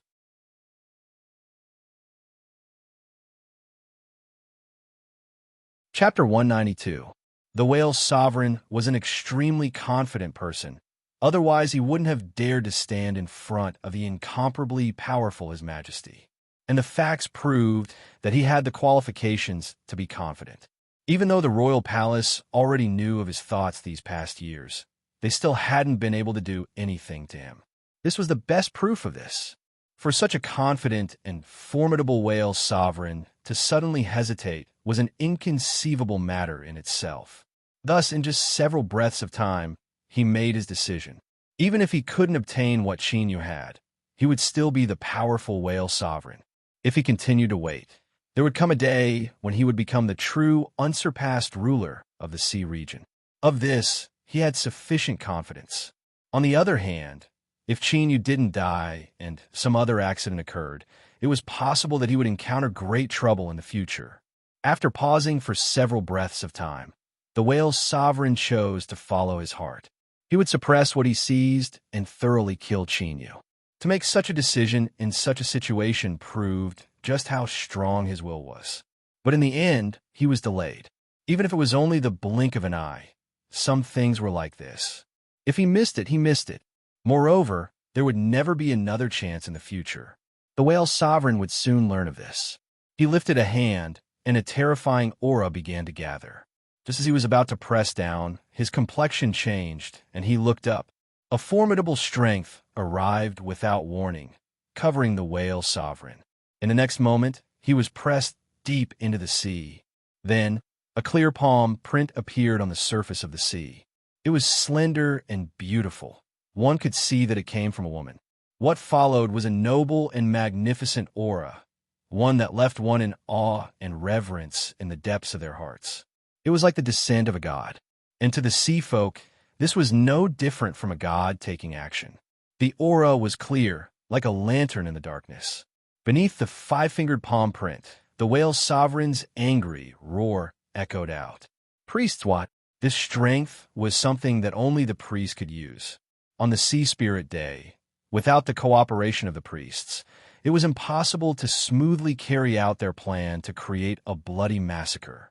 They had already chosen to rely on him, and he had also made a promise that he would definitely keep. But now, why did they stop him? Why did they save Chinyu? Could it be that these damned, stupid priests really believed that Chinyu was the one chosen by the Sea Spirit? He was a human. He was only a human. The rage in his heart could nearly ignite the skies and burn all things to ashes. But facing the power of the sea spirits summoned by the priests, he could only roar as he was pushed deep into the sea. Berserk energy bombarded the seal, nearly tearing it apart several times. However, in the next instant, it was forcibly suppressed once more. The whale's sovereign understood that in that brief moment of hesitation, he had lost the chance to kill Chinyu. Emotions such as regret did not appear at all. Absolute willpower allowed him to always remain calm and confident, never questioning his own decisions. He looked up, his eyes seeming to pierce through the endless sea water. He saw Chinyu wrapped in an invisible strength as he flew into the distance. "You will come to kill me, right?" The whale's sovereign said in a soft voice. "I will wait for you." Rumble. The seawater continued to tumble. He was suppressed, sinking, and sinking. Beneath the sea spirit sculpture, the priests slumped to the ground. Several of them twitched and foamed at the mouth. It was clear to the naked eye that they were much older than before. In particular, the priest at the front responsible for summoning the power of the sea spirit. His condition was even more serious. Layers of wrinkles piled up on his face. The low-level priests that had been waiting for a long time rushed in to save people. But unlike them, who had nervous expressions and red eyes, all of the priests that were still conscious had satisfied smiles on their faces. To be able to save the messenger of the sea spirit, to them, any price was worth it. After this matter is over, we will have to give an explanation to the royal palace. Take back some of the arrangements. Tell the relevant people to stay in hiding for an indefinite period of time. No matter what, we'll have to hand over some people and things that are of sufficient importance. After all, our majesty will not be satisfied so easily. Since we have decided to act, we have naturally made preparations. I believe that everyone will understand and support us. Several incomparably old priests struggled to stand up. Their sagging skin was a bit horrifying, but their expressions were sacred and calm. We will bear the consequences. Let us use these old bones to preserve some of the flesh and blood of the priests of the capital city. Walala, in the hall, all the priests fell to their knees and bowed. Thank you for your benevolence. The whale's sovereign had failed. Although the priests were an incomparably united group, in any group there would always be those with weak wills or those with ulterior motives. Thus, this news inevitably spread through the high-level circles of the capital city. As for the whale's sovereign, he vanished without a trace after that day. Without a doubt, this was the strongest evidence of this result. The intervention of the priests was unexpected. Countless sea folk sighed. Chinyu was indeed lucky. Even when facing the terrifying whale sovereign, he was still able to escape alive. The Qing family situation was a little better. Although they were still ignored, no one dared to casually plunder from them anymore. Of course, they had already obtained more than enough benefits from their previous actions. Chinyu hadn't died, then, even if it was impossible, it was better to leave some leeway open. The longer the inheritance and the deeper the background of a great clan, the more cautious they would be in their actions. They could ruthlessly and mercilessly kill countless people, but they could also let go of the fat meat in their mouths just because they were uncertain. No matter what her thoughts were, after Madame Qing paid her respects to Qingqing, she wiped away her teary eyes and told this matter to Leon. "Teacher, are you still alive? I knew that you wouldn't die." He looked at Qingqing's tombstone. Her bright smile was etched upon it, and her eyes seemed to stare at him, never leaving him. After a long time, Leon stood up. He said in a soft voice, "Qingqing, I told you that teacher is a very admirable person. He has an incomparably firm will. and it seems that no danger or predicament can stop him. If teacher can do it, then, as his disciple, I can also do it. For the following period of time, perhaps I won't be able to accompany you. I will try my best to live on, to live a better life, and become a truly great figure. Then, I will wait for the day when teacher returns and I can help him kill the whale sovereign. I know that teacher must have these thoughts. Since he hasn't died, he absolutely won't give up. So, Ching Ching, please bless me so that I can succeed. Leon cleaned up, shaved off his beard, and changed into a new robe. Then, he pushed open the doors and left the massive courtyard. Not long after, he appeared outside Sea Spirit Pavilion. After stating his identity and the reason for his visit, he was quickly let in. Sang Yaya received him. The corners of her lips curved up in a smile, as if she were in a very good mood. Leon, looking at your current appearance, you should know some things. Yes, I can tell you that your teacher is still alive. Her voice was light and her expression was gentle, revealing a sense of distance. She had perfectly grasped the scale of a superior. In the end, she was a girl from Sega City. In the future, she would inherit 2 massive businesses. So how could she possibly be pure and naive? That was only something specific to a certain person. Leon bowed. Miss, I hope that in the future, I can obtain your help so that I can become stronger. Sang Yaya smiled. Of course. This is my promise to your teacher. Then, come back with me to Sega City. It is a very beautiful place. I'm sure you will like it. Her eyes flashed. Sometimes, death isn't the end. Leon, I hope that you can remember this. Leon wanted to ask more, but was refused by the young girl. She only smiled and said, when you are strong enough, you will naturally know the secrets you should know. Not long after, the heavily guarded carriage left the capital city. With a loud cry of a killer whale, the convoy quickly disappeared into the depths of the dark sea. Leon looked at the constantly shrinking capital city. With a possible and unbelievable thought in his mind, he said in a soft voice, Ching Ching, wait for me to return. Great Glory Gambling Hall. All right, this name was indeed a bit tacky.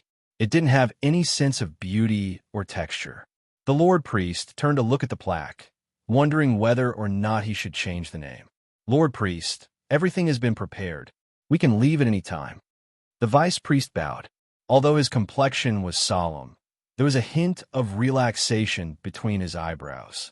This was different from the nervousness and worry they had when they first arrived. At this time, the entire White Moon tribe was immersed in a deep joy. This relaxed mood caused the Lord Priest to think of Chinyu. He subconsciously frowned, no longer thinking about something as boring as changing the name of the casino. Let's go. Sensing the Lord Priest's helplessness, the Vice Priest didn't say anything else. He turned and gave some orders. Soon, the wolf riders climbed onto their sea wolves and left. In the carriage, the white-dressed woman accompanied her father. She hesitated for a moment and asked in a soft voice, Father, is he really still alive? The Lord Priest rubbed the space between his eyebrows. My companions from the capital city have made their move. I admit that I have underestimated them all this time. These companions really did make preparations in secret. His eyes flashed. But what did they discover? To think they would attack without any scruples. I really want to know. As the wolf riders were about to leave the capital city, there was a bit of chaos in the procession. A fair-skinned youth stumbled in and was then chosen by the Lord Priest, becoming his disciple. Of course, this was only information that the sea folk needed to know. The true situation was that the youth had sent a message to Moon Praying Shrine from the Lord Priest. And in return, the Lord Priest had taken him in as a disciple. This was a secret transaction. After speaking several warm words, the Lord Priest seemed satisfied with the youth. He nodded and waved his hand, allowing him to leave. Then he looked at the video frequency jade slip in his hands. As strength poured in, the jade slip began to display the contents stored within. The unfurled sea map, the treasure-like island, and the column of light that fell from the skies. The Lord Priest was silent the entire time. After the video frequency faded away, he sighed. So it's like this. He was a bit stunned, and also a bit helpless. There seemed to be a bit of pity mixed in with these emotions, but there was also a bit of relief hidden within.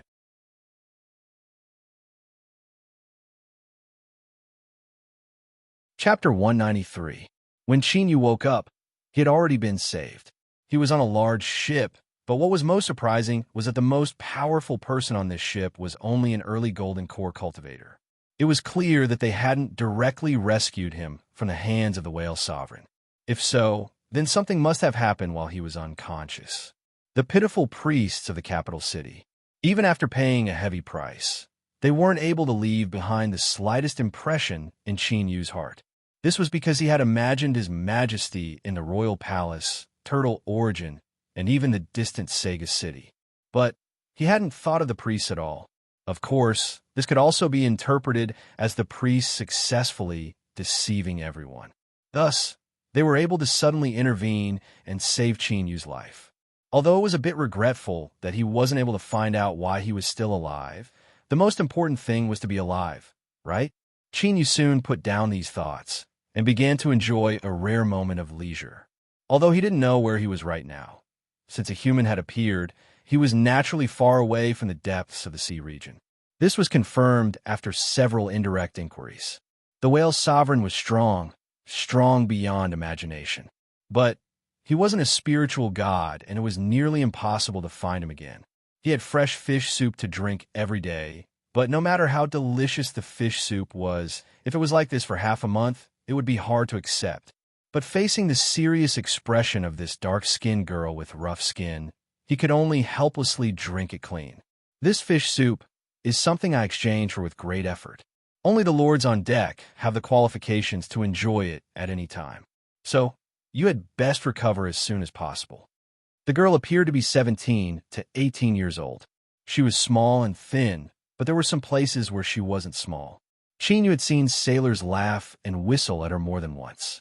Of course, these fellows with fiery eyes had all been ruthlessly beaten up in the end. It was hard to imagine how such a formidable strength could be contained within such a small and thin body. Could you imagine this beautiful girl carrying a large man and smashing him into the deck? In short, it was a different kind of beauty. Chinyu didn't care at first. He only smiled and watched. But soon, he discovered that some of the sailors were looking at him strangely. It was the hostility that only existed between two males competing for a mate. After being provoked a few times in the open and in the dark, the girl finally said with a blushing face, "I told them that you're the person I saved, so you're my man." Afraid that Chinyu would take her seriously, she quickly waved her hand. "This is just a way to stop them from disturbing me. You're not my type, of course. It's not that you're bad. It's just that you don't suit my taste." In short, that's what I mean. Seeing the girl clumsily explain herself to avoid hurting his heart, Chinyu finally let out a sigh of relief. It turned out that he wasn't the type of person who would attract a large group of women wherever he went. This was too good. So he smiled and said seriously, "No problem." This made the girl feel that he was forcing himself to smile. While feeling a little apologetic, she secretly heaved a sigh of relief. Fortunately, he had told him earlier. Otherwise, if he fell deeper, he would only suffer more in the future. For the next several days of sailing, Chinyu was called Little C's man. Little C was her given name. She didn't have a surname. In the sea region, this was a relatively normal matter. No one knew how long they would live. There were extremely few children that could grow up by their parents' side. Look at his pale face and thin arms. I can beat him down with a single hand. You need a hand, but I only need 3 fingers. With a casual poke, I can make this boy kneel down and beg for mercy. Little C is so beautiful and so powerful. So how could she take a fancy to him? Is this the legendary pretty boy she loves? I really want to go over and beat him up. You're a man, yet you're letting a woman raise him. Well, he really didn't have the heart to listen to so much. But with his keen sense of hearing, even though Chinyu had his back to them, he was still able to hear everything clearly. He couldn't stay on the deck any longer. Chinyu helplessly thought about this. Just as he was about to leave, he discovered that he was blocked by someone. "Brat, leave Little C. Otherwise, you can say goodbye to those white teeth of yours today." The one who angrily roared out was a sailor named Shang. He had his own surname, so on this ship he was likely someone with a high status. He was also one of those who whistled and got beaten up, and he had done so many times. Although he was beaten until he begged for mercy each time, 2 days later he would come back alive and kicking to be a punching bag. If he wasn't addicted to being beaten up, then he really did like little C. Chinyu smiled. He nodded. Okay. Shang-Yin was stunned, as if he had choked on his words. He didn't know what to do next. At this time, shouldn't this pretty boy in front of him sternly refuse, shout at him, and then ruthlessly beat him up? But he had actually agreed so directly. He subconsciously turned his head and looked at his several companions in the crowd. They had clearly discovered Shang-Yin's helplessness. Someone coldly sneered, "What a coward!" Sailors spent most of their lives drifting at sea. Their personalities were rough, and they would fight for those they liked. They wouldn't easily lower their heads. Thus, this voice obtained the approval of everyone. Then, their eyes filled with disdain, as if they were ashamed of him. How could such a coward be worthy of little C? Shang-Yin, go and ruthlessly teach him a lesson. Let him remember what kind of person he is and what he should do in the future. Right? Ruthlessly beat him up, black out his eyes, and break his arms. The women of the sea are only worthy of the brave, not this pretty boy. The crowd was riled up. Thinking about it, their thoughts were like this. We've already taken off our pants, and you're still like this? This is too excessive. To watch the fun, the bigger the better. Shang-Yin coldly sneered. His knuckles crackled as he walked over, as if saying that this brat was dead for sure. Chinyu revealed a helpless smile. He originally wanted to wait here until his injuries were healed before leaving. But now, it seemed that he wouldn't have the chance to do so. Just as he was about to be gentle and not blow up this brat in front of him, he heard the sound of familiar footsteps. He hurriedly drew back. Shang-Yin chased after him. A petite figure blocked his path. Then, with a loud shout, his massive body was ruthlessly tossed away, crashing into the deck. The sound of something heavy hitting the ground caused the surrounding sailors to feel their teeth ache. They looked up at the sky, discussing how the weather was so good today. They quickly fled. Little C turned and glanced at Chinyu. Are you all right? Chinyu smiled. You came just in time, so I'm fine. I'm sorry, I didn't think. It's nothing. Compared to you saving me, this isn't anything at all. Chinyu waved his hand. I think it's better for us to return to the cabin. Then goodbye. Looking at his departing back, the girl's eyes flashed with a bit of confusion. But soon it became firm. The night was even more dangerous for large ships sailing in the sea. The sailors' line of sight was affected, but the sea monsters in the sea were actually more active. Little C was responsible for keeping watch at night. Although she was small and petite, amongst the humans of the sea, where strength represented everything, she relied on her own strength to obtain considerable authority. There was a team of several dozen sailors that she was responsible for leading. The night was quiet. It seemed that during this period of time, many of the sea monsters had disappeared, and it felt as if there had been less trouble. After changing shifts, Little C ruthlessly kicked the brats, but then she returned to the cabin and took off her thick leather wallet. The cabin was divided into 2 rooms. Looking at one of the closed doors, Little C hesitated for a moment. Then, she walked over and knocked. A light lit up. Please enter. She pushed open the door. Chinyu was neatly dressed and sitting at a small table in the cabin. He smiled and said, It's so late. Why aren't you sleeping yet? Little C walked over and sat down. She took a deep breath, and the tightness in her chest became even more striking. She didn't notice this. She stared into Chinyu's eyes and earnestly said, I know you aren't an ordinary person. Chinyu's eyes flashed. The one who helped me hide my storage ring was you. When he woke up, his storage ring was at his chest. It was clear that someone had taken it from him. If it were any other cultivator on the ship, this matter would have long since spread out. Or there would have been people secretly monitoring his every move. But during this period of time, everything had been calm and peaceful. Chinyu hadn't discovered anything wrong, so someone must have been hiding everything. Chinyu guessed that it was Little C, but She didn't say anything, and he pretended to be confused. But it was clear that this girl was preparing to say something to him tonight. Yes. Little C nodded. I admit that I once tried to open your storage ring. But my cultivation was too low, so there was no way I could do it. Chinyu smiled. His cultivation was gradually rising, and his soul was even more formidable. How could he not put some effort into his storage ring? If a Foundation Establishment Realm girl could casually open his storage ring, that could only mean he had lived long enough. I thank you for saving me. Then, is there anything I can help you with? Little C clenched her teeth. I know that you will eventually leave. If you want to go somewhere else in the sea region, I want a magic tool that I can use to protect myself. But if you want to return to land, I beg you to take me with you. Chinyu arched an eyebrow. You don't like it here? Little C nodded. I don't like it. I have never liked it. But I have no choice. When my mother died, she told me that if I had a chance, I should leave this sea. It isn't a place for us humans, and it isn't suitable for women to live in. I've grown up and seen many things, and I believe more and more that my mother was right. So, as long as there's a chance to leave the sea region, I won't miss it. Chinyu said, How do you know that I have the strength to take you away? After all, the sea region is far too dangerous. Little C thought for a moment. You are very calm. Ever since you woke up, you have been like this. Even when the several lords on the ship came to question you, you weren't afraid. I believe in my own eyes, and I can't be wrong. For someone to be so calm, they must have some confidence. She was truly a smart girl.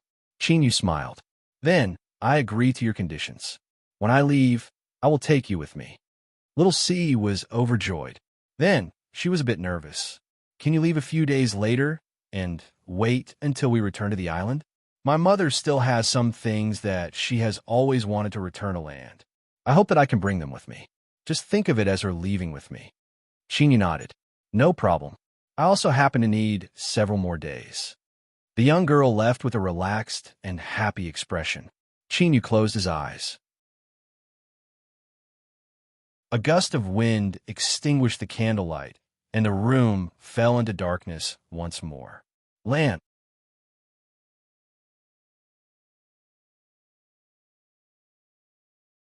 Chapter 194. After sailing for 4 days, an island appeared in their line of sight. Excited cheers rose up from the deck. To those at sea, every time they returned safely from the sea, it was a matter worth celebrating. Faintly, one could hear that some people had agreed to meet at night. After opening the windows, they would press down on their wives and see who could accumulate more firepower during this time. While this topic was a bit dirty to the extreme, Little C had a calm expression. After living at sea for so many years, if she couldn't even get used to this, she would have long since been dragged into the bushes. She turned and earnestly said, I just need a bit of time. When I have a chance, I'll immediately leave. How about it? Sensing that she was still a bit worried, Chinyu didn't say anything. He only nodded. Then he sucked in a deep breath of the muddy sea breeze and smiled. Even though they were still in the sea, even though this was only a small island, he was still happy to be able to truly set foot on land. Thus, when Shang Yin and the others looked at him with hostility and ridicule, he simply treated it as some unknown gas. After dropping the anchor and fixing the hull of the ship, he paid his respects to some unknown existence that was said to be able to protect the voyage. Only then did the voyage truly come to an end. The pier of the island instantly turned into a bustling sea. Countless people hugged each other, and some impatient sailors were already pulling on the shy women around them as they rushed towards their own residences. Chinyu stepped on the stone path. He looked around, feeling a bit unfamiliar with this scene and also a bit envious. He didn't know if he would ever have a chance to live such a life in his life. Little C was alone, and no one came to pick her up. So, she only glanced at her for a few moments before walking forwards. She had heard that before this, she had a stepfather, but for some unknown reason, he had died at home on a rainy night. From then on, many men wanted to enter this courtyard, but they were all coldly rejected by Little C. Thus, Chinyu could be considered the first man to step into her home in all these years. She could clearly sense that after Chinyu entered the courtyard, Little C was much quieter than before. She couldn't suppress the icy coldness on her face. Chinyu thought for a moment and said, "You know, the truth is that wherever I live is the same to me. If you aren't used to it, I can stay somewhere else. Of course, I will keep my promise and bring you with me when I leave." Little C squeezed out a smile. "It's fine, there are enough rooms." Seeing that she didn't want to say anything more, Chinyu didn't say anything more. Unfortunately, the first night they landed on the island, it rained heavily. Rumble. Lightning streaked across the sky, illuminating the small island in the middle of the raging sea, as well as the slightly dilapidated courtyard high above the island. Little C awoke from her dreams. She clutched her head with both hands and screamed in pain. She tightly gripped a knife in her hand, her eyes filled with despair. Suddenly, a pair of hands reached out from the darkness and grabbed her shoulders. A soft voice said, "Relax, relax." At the same time, a warm strength flowed out from those palms, pouring into Little C's body, helping her calm her nerves. "Who?" The lights lit up, illuminating Chinyu's face. He had already let go of the girl and was walking towards the door. "If you're still afraid, call me." "Wait." Little C's voice sounded out from behind him. She seemed to hesitate for a moment before saying, "Don't go, stay with me." At this moment, there was no longer the bold and fierce Lil C. She had finally shed her disguise and revealed her true self. Chinyu turned and smiled. "All right." He sat down at the table and poured 2 cups of tea. He placed one in the girl's hands and drank the other himself. "Don't worry, I won't misunderstand. I'm not your type, am I?" Little C had a bit more embarrassment on her face, but her mood actually calmed down. She smiled and said, "Yes, it's good that you can understand this." She drank a mouthful of water. After a moment of silence, she said in a soft voice, "During the days you were on the ship, those long-tongued fellows must have told you many things. For instance, me?" Chinyu didn't deny it, but he didn't state it either. He only nodded. Little C leaned back on the bed. "Many of them want to know just how that man died in the past. That man I once called my father. That's right, I killed him." Her fingers tightened around the teacup, causing them to pale. Chinyu furrowed his eyebrows. "If you don't want to say it, you don't have to. You know that I'm not too curious about these things."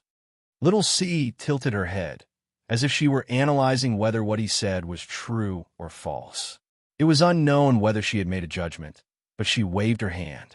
"Just think of it as something I want to say. After all, it's hard to bear for so many years." What else could he say? Chinyu gestured for her to continue. Little C curled up, her eyes a bit vacant. "In truth, there isn't much to say. It's just a very cliched story. A girl's stepfather raised the girl and wanted to climb into her bed to turn his daughter into a woman. In truth, this isn't strange in the sea region. The girl had already prepared herself for this.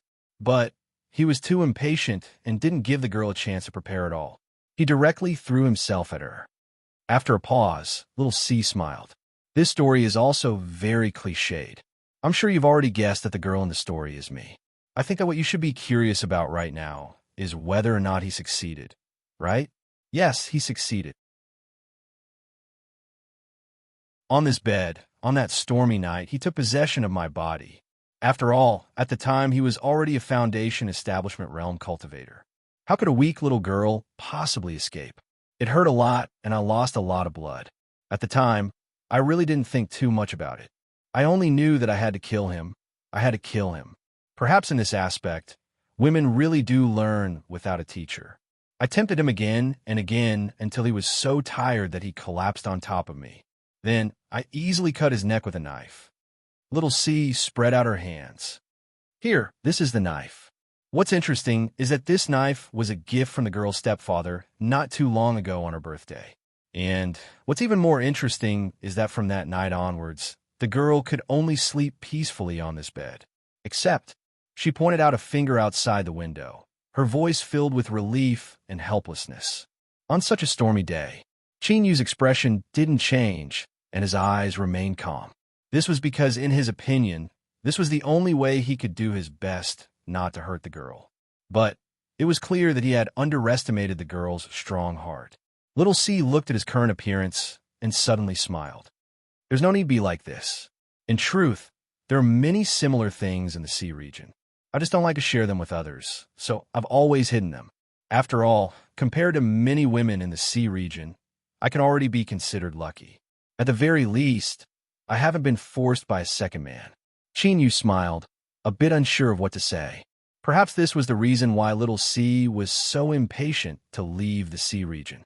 After a moment of silence, Chinyu drank the tea in his cup. He listened to the sound of thunder that had already died down. In the sea region, rain always came and went as quickly as it came. He stood up and said, "There shouldn't be any more thunder. I'm going back." Little C suddenly said, "You can also stay. This isn't my first time, but I'm still clean. Although you aren't my type, I don't mind if it's just one night. Consider it my way of thanking you for not making me feel afraid on this stormy night." Chinyu coughed. "It's late. Go rest early." He pushed open the door and left. The moment he closed the door, he could clearly hear the suppressed laughter of the girl hiding under the blanket. All right, he'd been despised. Chinyu rubbed his nose, a bit sad as he thought this. Then, he also laughed and returned to his room. The next day, the weather was fine and sunny. Little C tidied up the housework and carried all the bedding out to dry. As she saw Chinyu come out, she naturally greeted him. However, there was a teasing look in her eyes that left Chinyu feeling helpless. He simply ignored her. He found a chair and placed it in a place where the sun could shine. Then, he lay down and quietly basked in the sun. Dong, dong, dong. There was the sound of knocking on the door. Little C ran over to open it. Outside was a tall and sturdy man who looked to be in his 30s or 40s. His originally tough and dignified face was ruined by a strange scar on his forehead, making him look a bit funny. "Little C, I heard you came back." The man swept his eyes over Chinyu and then looked away. However, his eyebrows inadvertently furrowed. Little C was very respectful towards him. She bowed and said, "Yes, teacher. I've returned. It's good that you're fine. If you have any problems with your cultivation, you can come find me." The man said a few more words and then turned to leave. From start to finish, he didn't ask a single question about Chinyu. It was like he didn't even see him in his eyes. Little C closed the door and turned around. She apologetically said, "Teacher is a bit proud. Perhaps he heard some bad things about you. So?" Chinyu waved his hand, indicating that he didn't care. He thought for a moment and said, "This teacher of yours looks a bit familiar, as if I've seen him somewhere before." The wound on his head, "I'm sorry, such a special wound is indeed very eye-catching." Little C covered her mouth and laughed. "It's fine if you say these words in the courtyard, but don't mention it outside, otherwise teacher will be angry. He is someone who cares a lot about face, and this injury, it's really ha-ha-ha, it's just too funny." The general situation was that not too long ago, little C, this proud teacher, had led them out to the sea to fish. Originally, they had been in a relatively safe sea area, and there shouldn't have been any problems. But on that day, there had been a terrifying beam of light that fell down from the heavens. In the surging waves, a sea turtle had been swept up by the seawater and struck his head. Thus, there was this strange wound on his head.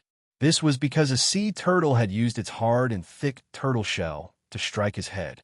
As she finished speaking, little C was still laughing. It was clear that even after such a long time had passed, she still hadn't forgotten the distressed appearance of her teacher that day. Chinyu was stunned.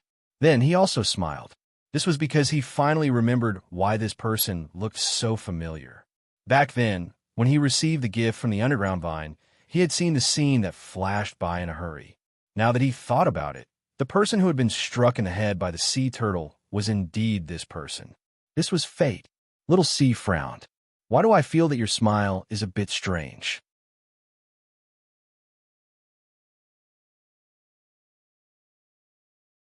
Chapter 195. Originally, little C was worried that she wouldn't be able to find a suitable opportunity to leave. She never imagined that the opportunity would come so soon. There wasn't enough food on the island, and the weather watchers also said that there would be many rainy days in the near future. Thus, it was best to hunt as soon as possible. Of course, The reason there wasn't enough food was because Little C's teacher had been severely wounded by the sea turtle and had no choice but to return early. Of course, no one dared to say this out loud. That proud teacher clearly had some prestige. Perhaps it was because he wanted to wash away his shame, or perhaps it was because he wanted to catch that damn sea turtle that had humiliated him, but this time he personally led a group of people out to hunt for food. Little C used the excuse that she needed to take care of a man to stay behind. Of course, this caused Chinyu to receive many looks of disdain. What gigolo, what sponging off a woman, and so on.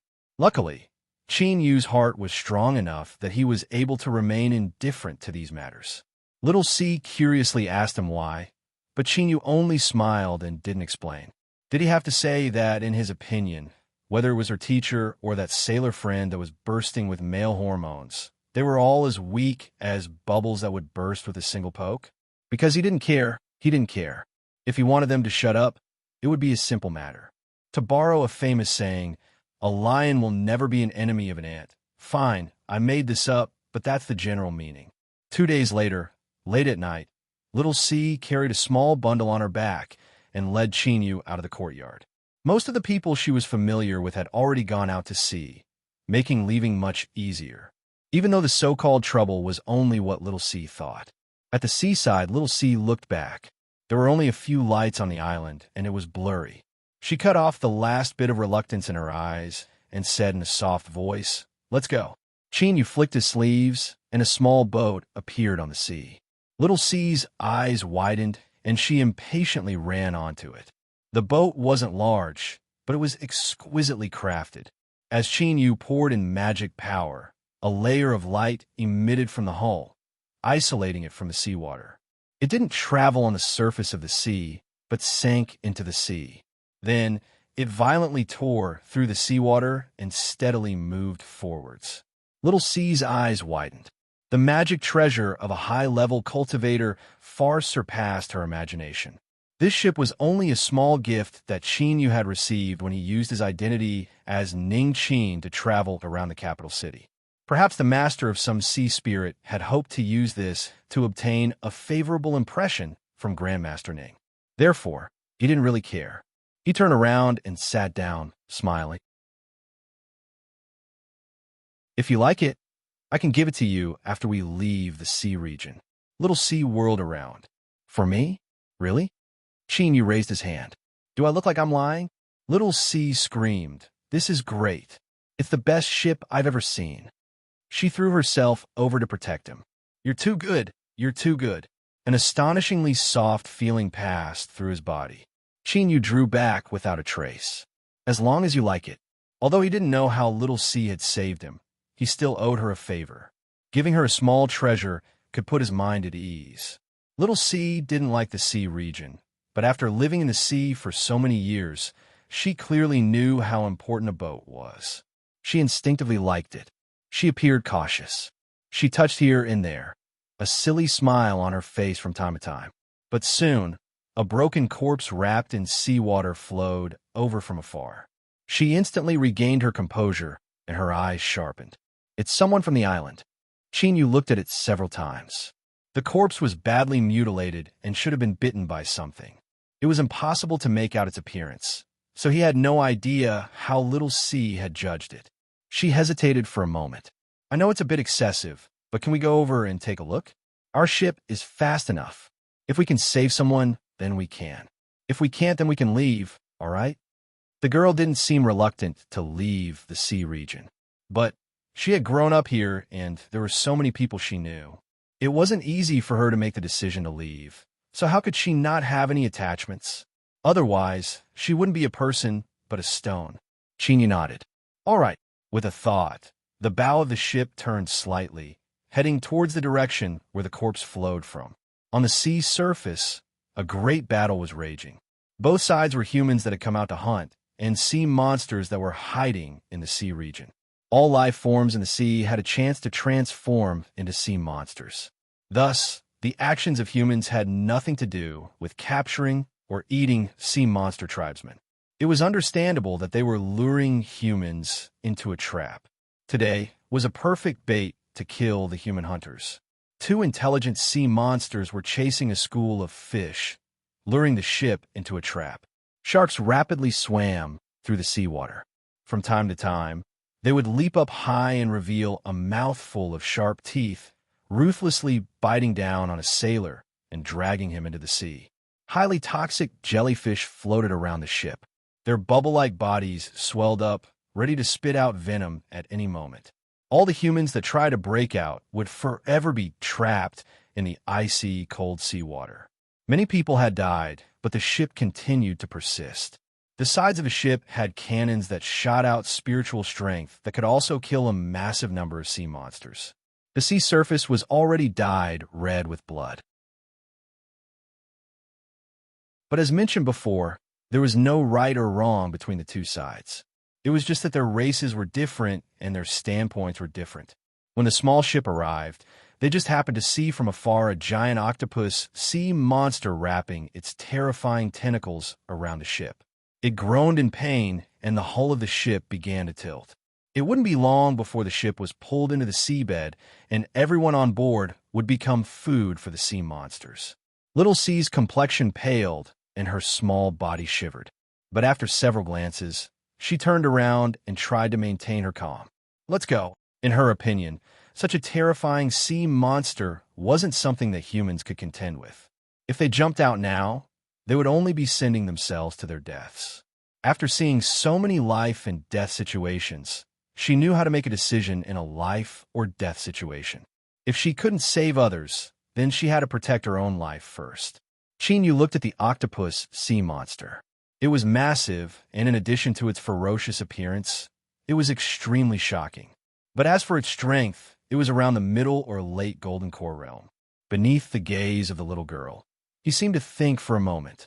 Then he said, "Although the one who saved me was you, and there are many people here who don't have a friendly attitude towards me, I still managed to recuperate from my wounds on this ship, and it has shown me graciousness.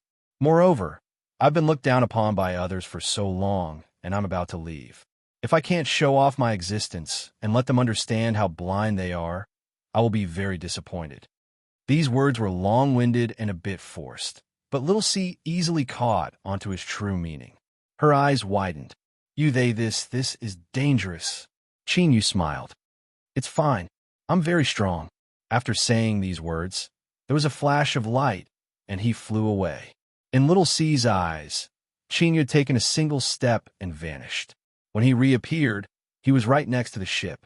Although she knew that if Chinyu dared to attack, then he must have confidence in himself.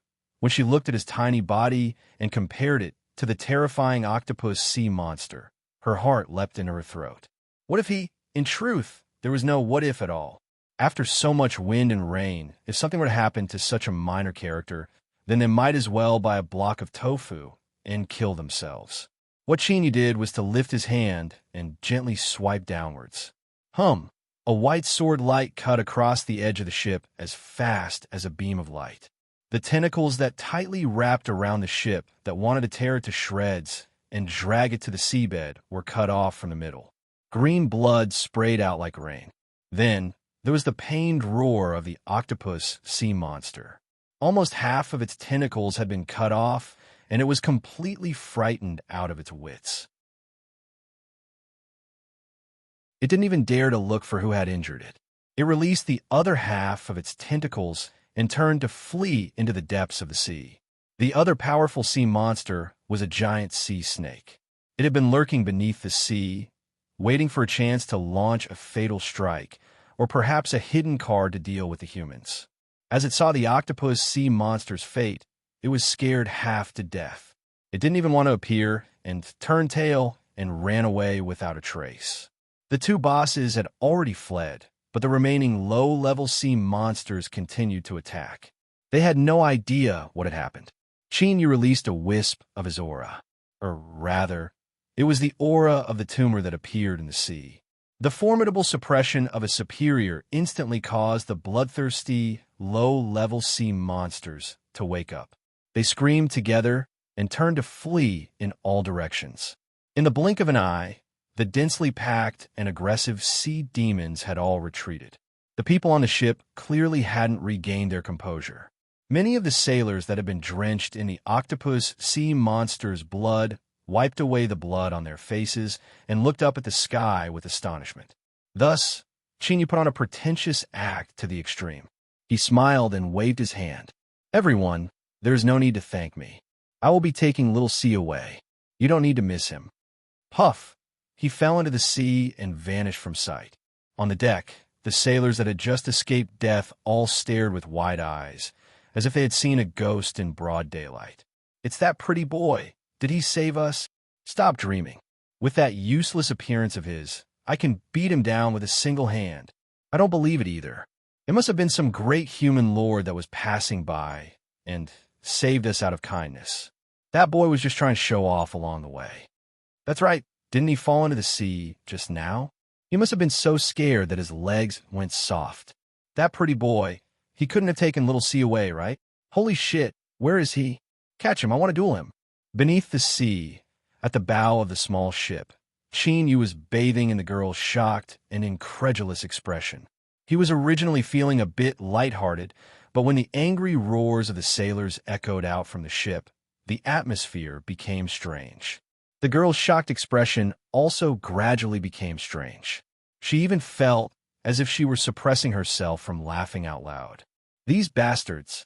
Chinyu was so angry that he nearly rushed out and sent them all into the sea. He spent a great deal of effort to suppress the urge to beat them up and started the small ship without expression.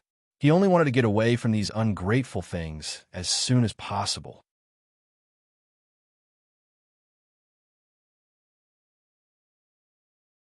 Chapter 196. 1 month later, on the shores of the sea, a fishing village had fallen silent under the cover of night. Seawater crashed against the shore, bringing a small boat ashore. A faint light circulated on the surface of the boat, illuminating a quiet young man and woman in the cabin. A black-robed man disembarked first. As he stood on dry land, he let out a satisfied sigh. He wondered why he never realized that having one's feet firmly planted on the ground was such a happy thing. He turned and beckoned to the girl. "You've asked me so many questions along the way. Now that we've finally arrived on dry land, how come you're not in a hurry?" This man was Chinyu. Within the cabin, little C was staring at him in a daze. She had been born at sea and grew up at sea. She had an incomparably excited expression. She took out a wooden hairpin from her small bag and cried tears of joy. "Mother, do you see? I've returned to dry land. So this is what it looks like. It really is much, much larger than the island." Chinyu could understand what she was feeling at this time, so he didn't say anything. He just quietly waited.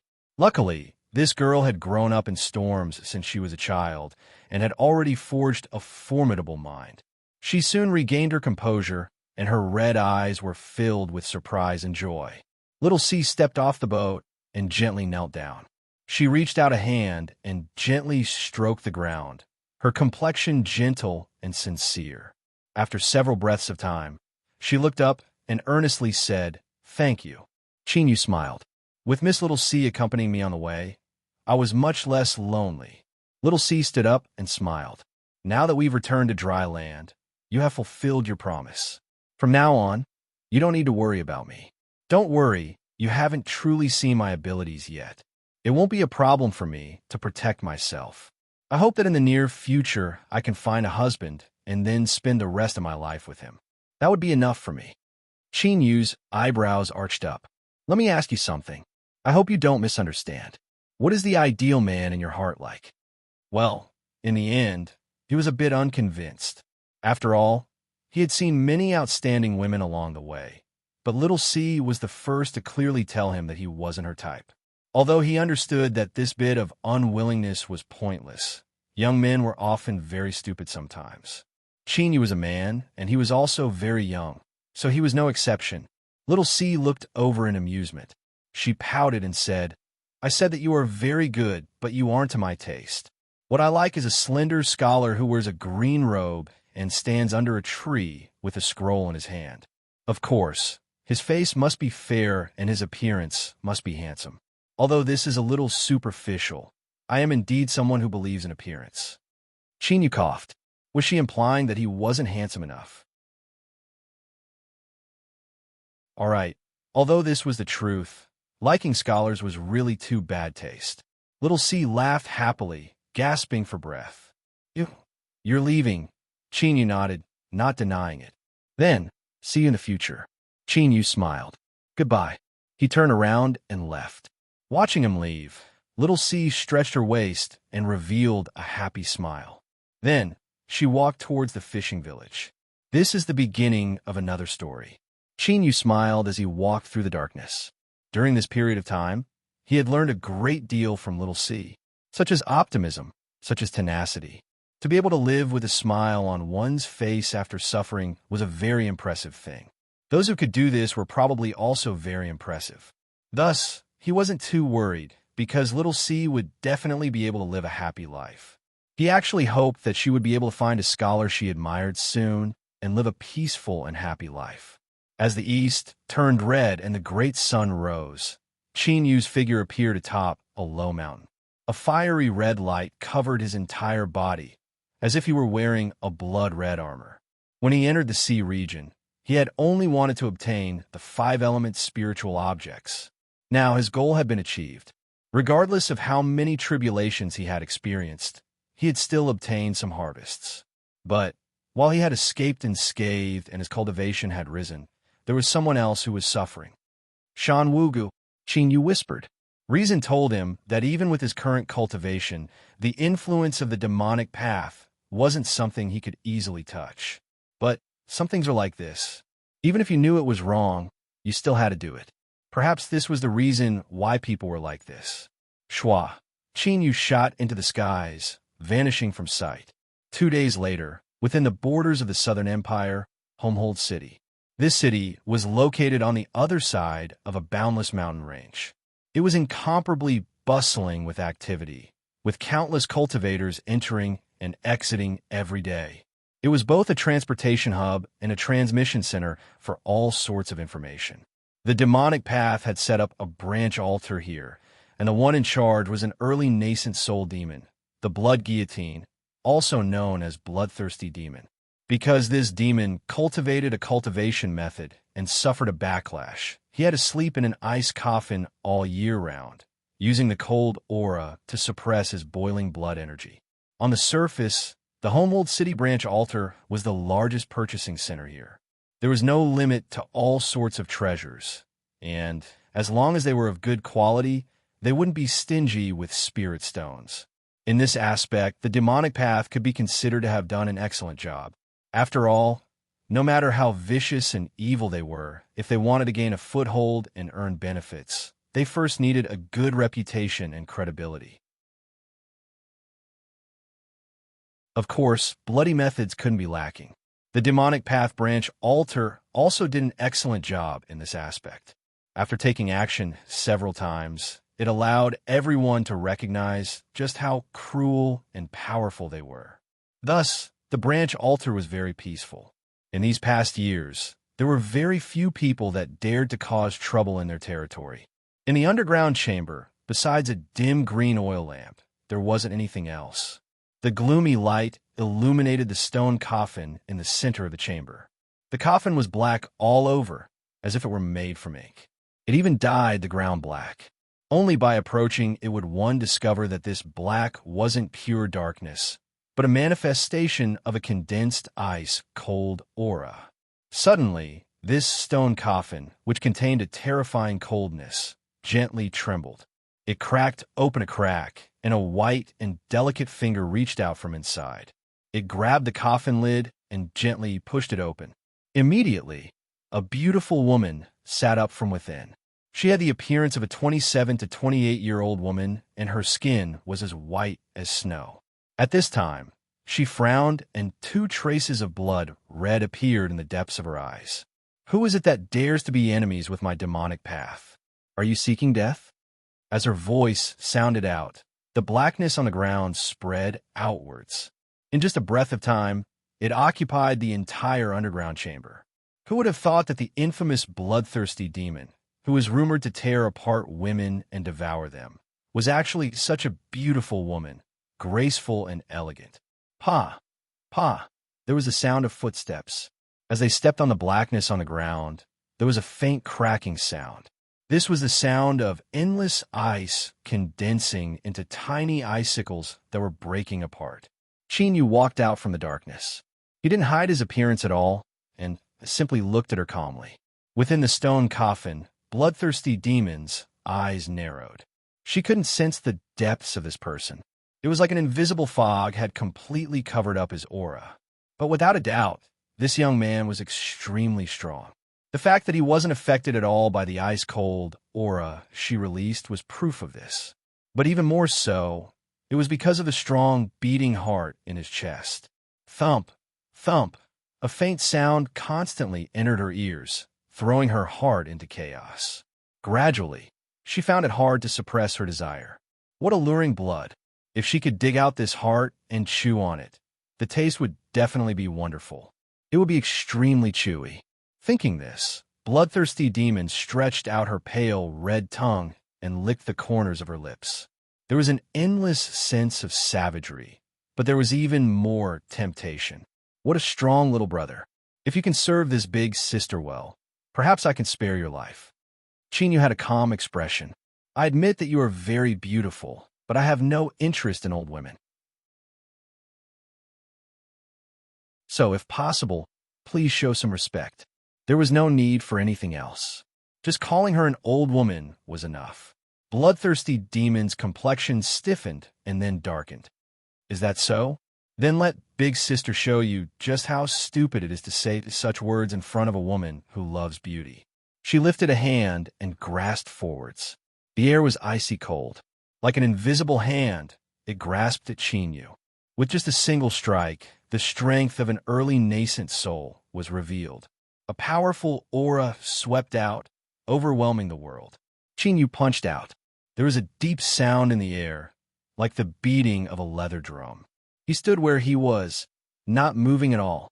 The cold stone coffin across from him emitted loud, cracking sounds as it shattered into countless pieces. Bloodthirsty demon drew back, her voice shrill. Who are you? The demonic path was extremely powerful, and there were countless spies within the Southern Empire and Northern Dynasty.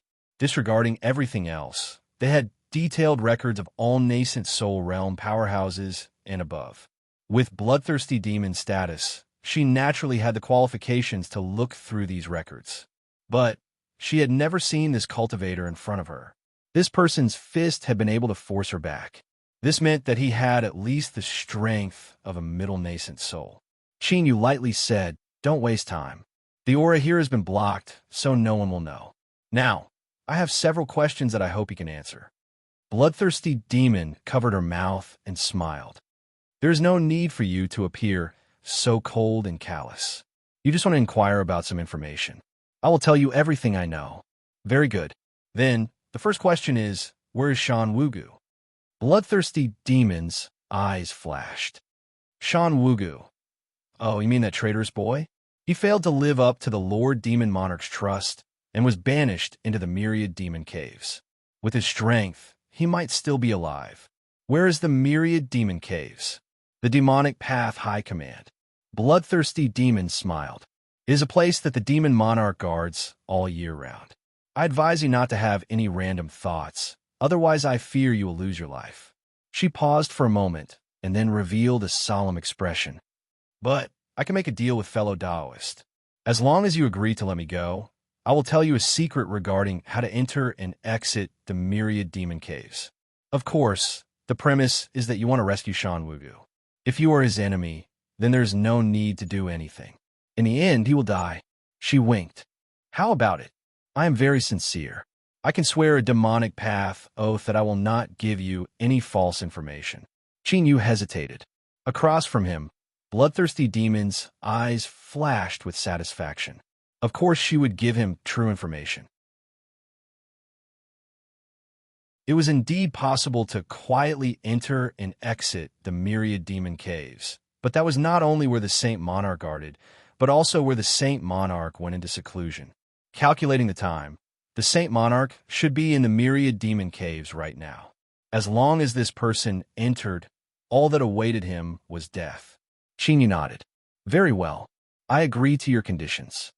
Bloodthirsty demon smiled. And then this smile froze on her face. She felt a sharp pain in her soul, as if it were being cut by a saber. A blood-red light shined in front of her, and she instantly approached. Bang! The head exploded, and the headless corpse was sent flying away. It crashed into a stone wall and embedded itself into it. Blood flowed down the cracks. Chinyu took the storage ring and turned to leave. The giant courtyard outside the underground chamber was deathly silent. All the people of the demonic path had fallen to the ground with twisted expressions. With Chinyu's powerful soul today, it would be simple for him to secretly clean them up. With a spirit stab, with a light twist, their souls would be shattered. So, when he said he would block off their aura, it was only to numb bloodthirsty demon. He found a place where treasures and spirit stones were stored. After plundering everything, he stepped forwards and quietly flew away like a bird. Bloodthirsty demon's words that Shan Wugu had been thrown into the myriad demon caves should be true. But to believe that he could quietly enter and exit was far too naive. He feared that if he really did enter, what awaited him would be an absolute death trap. This matter concerned the Saint Furnace. If the demon monarch wanted to find it, the only clue he had was on Shan Wugu's body. When he imprisoned Shan Wugu, how could he not have made preparations? Bloodthirsty demon didn't know that Chinyu knew about the Saint Furnace and had wanted to trick him into a trap. But instead, Chinyu had relaxed his guard and killed him. Otherwise, no matter how tyrannical Chinyu's strength was, wanting to kill bloodthirsty demon wouldn't have been easy. After careful analysis, Chinyu came to a conclusion that his current strength wasn't enough to save Shan Wugu. In that moment, Chinyu thought of his cheap senior apprentice brother Pill Crucible. He had enmity with the demonic path. If he handed over the Saint Furnace to him, he might be able to borrow the strength of Immortal Eclipse Valley to rescue Shan Wugu. But this was only a thought before Chinyu pressed it down. This was no trifling matter. Once Immortal Eclipse Valley was dragged into this, a single mistake would result in a catastrophe. Countless people would die. Moreover, if this move angered the demon monarch, then Shan Wugu might even be killed. After all, with the demon monarch status, whether it was because of face or other considerations, it was normal for him to not accept any threats. Chinyu clenched his fists and then loosened them. It seemed that he could only resolve this matter himself.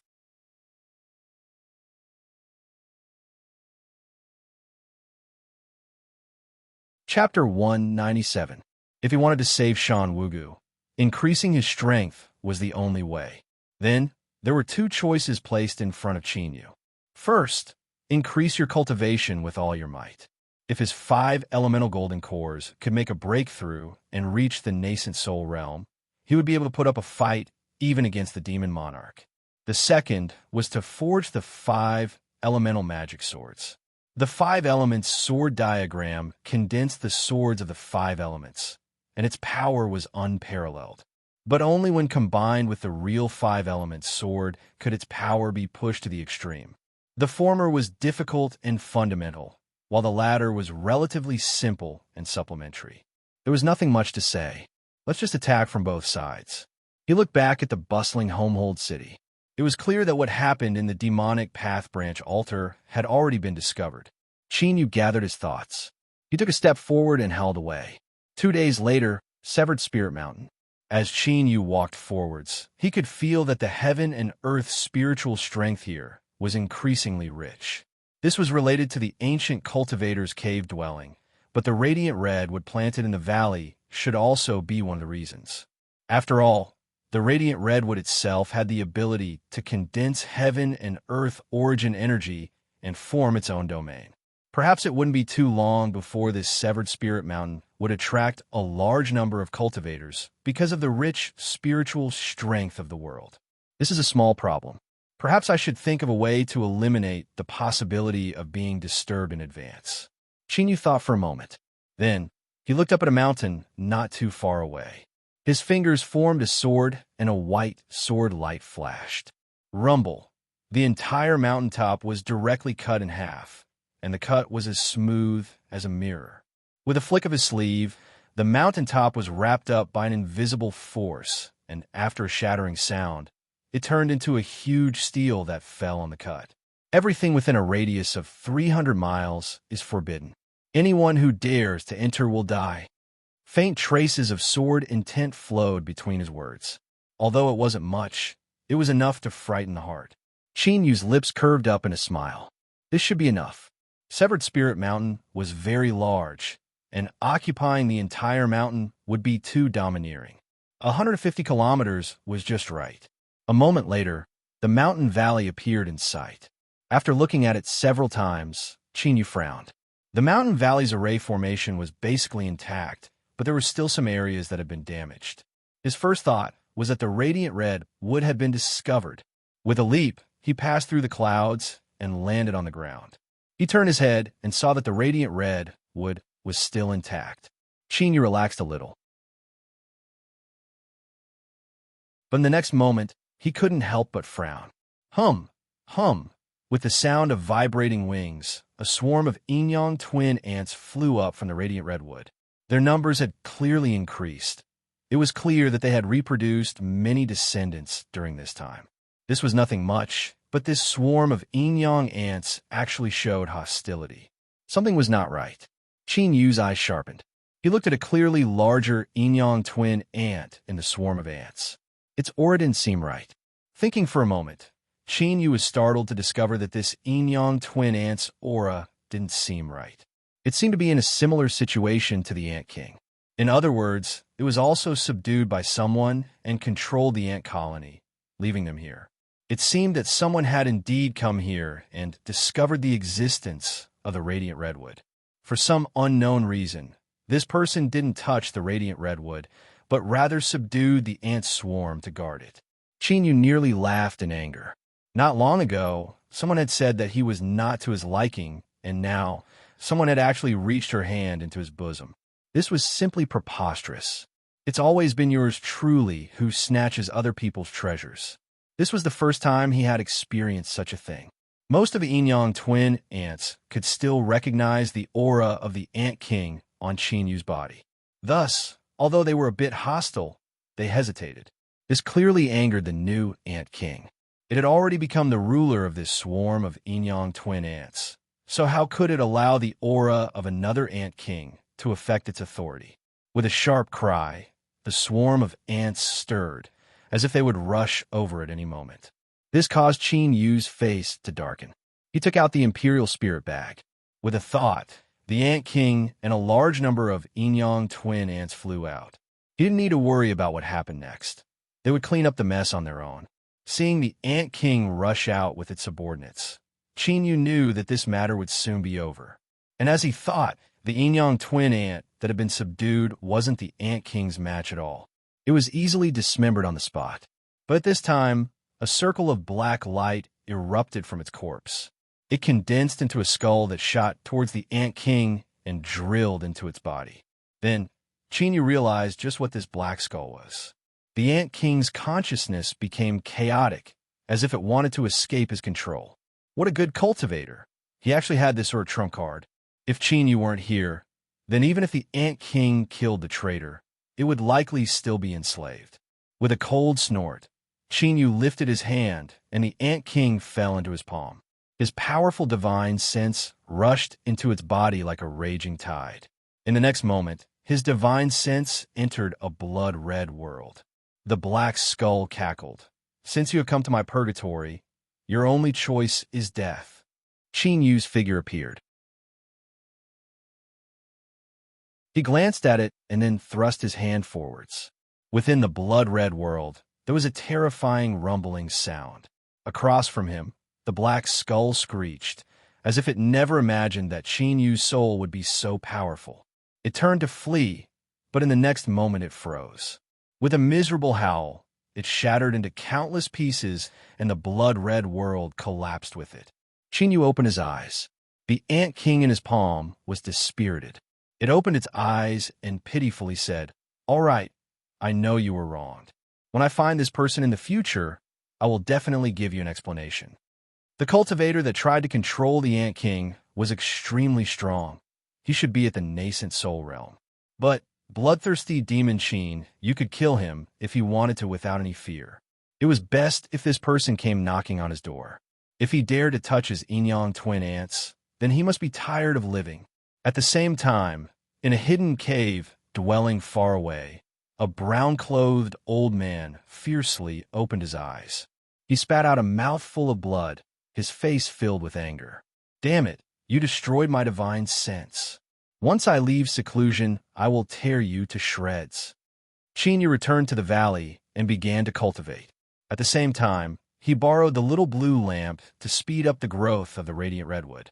As long as it began to condense radiant red fruits, increasing his cultivation would become simple. At the same time, he began to refine the 5-element swords. One of the reasons why the cultivator that tried to control the Ant King didn't touch the radiant redwood was because he didn't want to affect its growth. But the main reason was because of the one-eyed wild wolf. Its originally calf-sized body was now over 30 feet long. Its blue fur was as moist as silk, and its aura was extraordinary. Its strength had reached the astonishing peak of the Golden Core realm. Moreover, Qin could feel a terrifying slumbering aura from within its body. In a true life or death struggle, its strength could erupt with even greater strength. As for the other spirit pet, if this lustful, gluttonous, and incomparably flattering pheasant was worthy of being called a spirit pet, then it wasn't useful at all. According to the wild wolf, it had fled very quickly that day, disappearing without a trace with a whoosh. This caused Qin to have a whole new level of respect for its fleeing methods. Of course, the Chicken King is not ashamed, in its own words. It said that the enemy was too powerful, and if it stayed behind, it would only drag them down. If it was captured as a hostage, chicken, that would be even worse. If the wild wolf couldn't defeat the enemy, it could endure the humiliation and wait for its master to return so that it could find the enemy. It had an arrogant expression that said, "How could you be so stupid and understand this overlord's good intentions?" Then it was kicked far away by Qin, telling it to hurry up and screw off. Otherwise, he wouldn't be able to resist plucking out its fur and cooking it in a pot. Returning to the main topic, the radiant red wood was still in its growth period. According to its current speed, it might be able to condense radiant red fruits in 3 months. During this time, Qin began to refine the 5-element magic swords. The magic swords refined from the Sky Thunder bamboo were of the wood attribute. Then, there were 4 other types of magic swords that needed to be refined: metal, water, fire, and earth. The fire sword could be refined from the radiant redwood. The branch he cut off had absorbed the light of the little blue lamp for a long time, and its quality was far higher than the main branch. The materials for the water attribute magic sword weren't a problem either. The deep sea snake monster core that Soup Man had given Qin at the sea race capital city was an excellent water attribute treasure. It was more than enough to refine. Then, the 5-element magic swords only lacked 2, metal and earth. Qin rummaged through his storage ring and found an unexpected harvest. In the cave dwelling of the nascent soul cultivator, he had found that gray piece of iron. With Qin's new cultivation, he discovered that there was something strange about this piece of iron. Without a doubt, it should be some sort of meteorite from beyond the heavens. It would be perfect to refine a metal attribute magic sword. A month later, Qin opened his eyes. He lifted a hand, and the 4 magic swords flew up, circling around him. They were respectively white, black, blue, and red. He was only missing an earth attribute magic sword to complete them. Once the 5-element magic swords were complete, Qin would use his blood essence to refine them, turning them into nothingness and bringing them into his Dantian Sea, where they could be nourished by the 5-element golden cores. This was the path of a life source magic weapon. Most sword cultivators were like this. Not only could they cultivate their life source magic weapons to a great extent, but they could also use their hands and fingers to communicate with each other. Of course, there were also disadvantages. Once a life source magic weapon was damaged, the cultivator himself would also have to bear the corresponding damage. It was best to refine a life source magic weapon at the same time, so that there wouldn't be any gaps. Qin Yu flicked his sleeves and placed the 4 magic swords back into his storage ring. The 5-element magic swords weren't spiritual objects of the 5 elements, so it wasn't difficult to find them. After thinking about it for a moment, Qin Yu decided to temporarily put aside this matter and focus on raising the radiant redwood. After the radiant red fruits condensed, he would pick a batch and place it in his storage ring. Then, he would look for suitable earth attribute treasures so that his cultivation wouldn't be delayed as much. Now, he could use the remaining pills in his storage ring to temporarily cultivate. Although it was impossible to support the 5-element golden cores until they reached the nascent soul realm, for better or worse, it should be able to last for a period of time. Time quietly passed. Qin Yu began to cultivate once more. But one day, as night fell, it was like a star had fallen into the sea, thoroughly breaking apart this tranquility. The little blue lamp didn't shine. That's right, that was exactly what it meant. It was an incomparably accurate sensing of the heavens. The deep blue light that bloomed at the same time as the night didn't appear tonight. As Qin Yu saw this, he froze in place. Then, his complexion paled and the back of his robes became soaked with a cold sweat. He never thought that the little blue lamp would lose its light. Now that he saw this with his own eyes, panic rose in his heart. Ever since the rise of the Eastern Mountain sect, Qin Yu was well aware that he wasn't some genius, nor did he have a powerful bloodline. The reason he was able to have today was because the little blue lamp was the root of everything. If there was a problem with it, then while he might still be an extremely powerful cultivator in the future, his road to cultivation would be completely severed.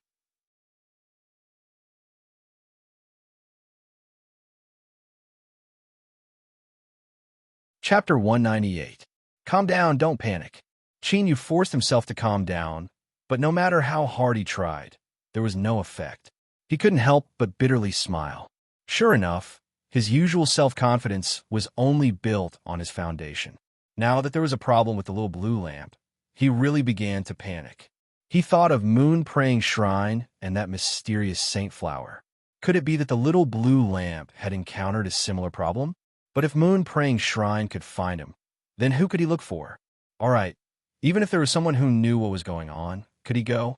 Once the secret of the little blue lamp was exposed, Qin Yu couldn't imagine just what sort of consequences would occur. But no matter how panicked he was, there was always a time when he calmed down. When the moon reached the highest point in the sky, Qin Yu finally sat down and began to calmly think. He looked at the little blue lamp in his hand. Its appearance hadn't changed at all. He tried pouring magic power into it or probing it with his divine sense, but all of his efforts were futile. It was as if it was a real palace lantern that had burned out its oil and was inevitably extinguished. And this was the greatest fear in Qin Yu's heart.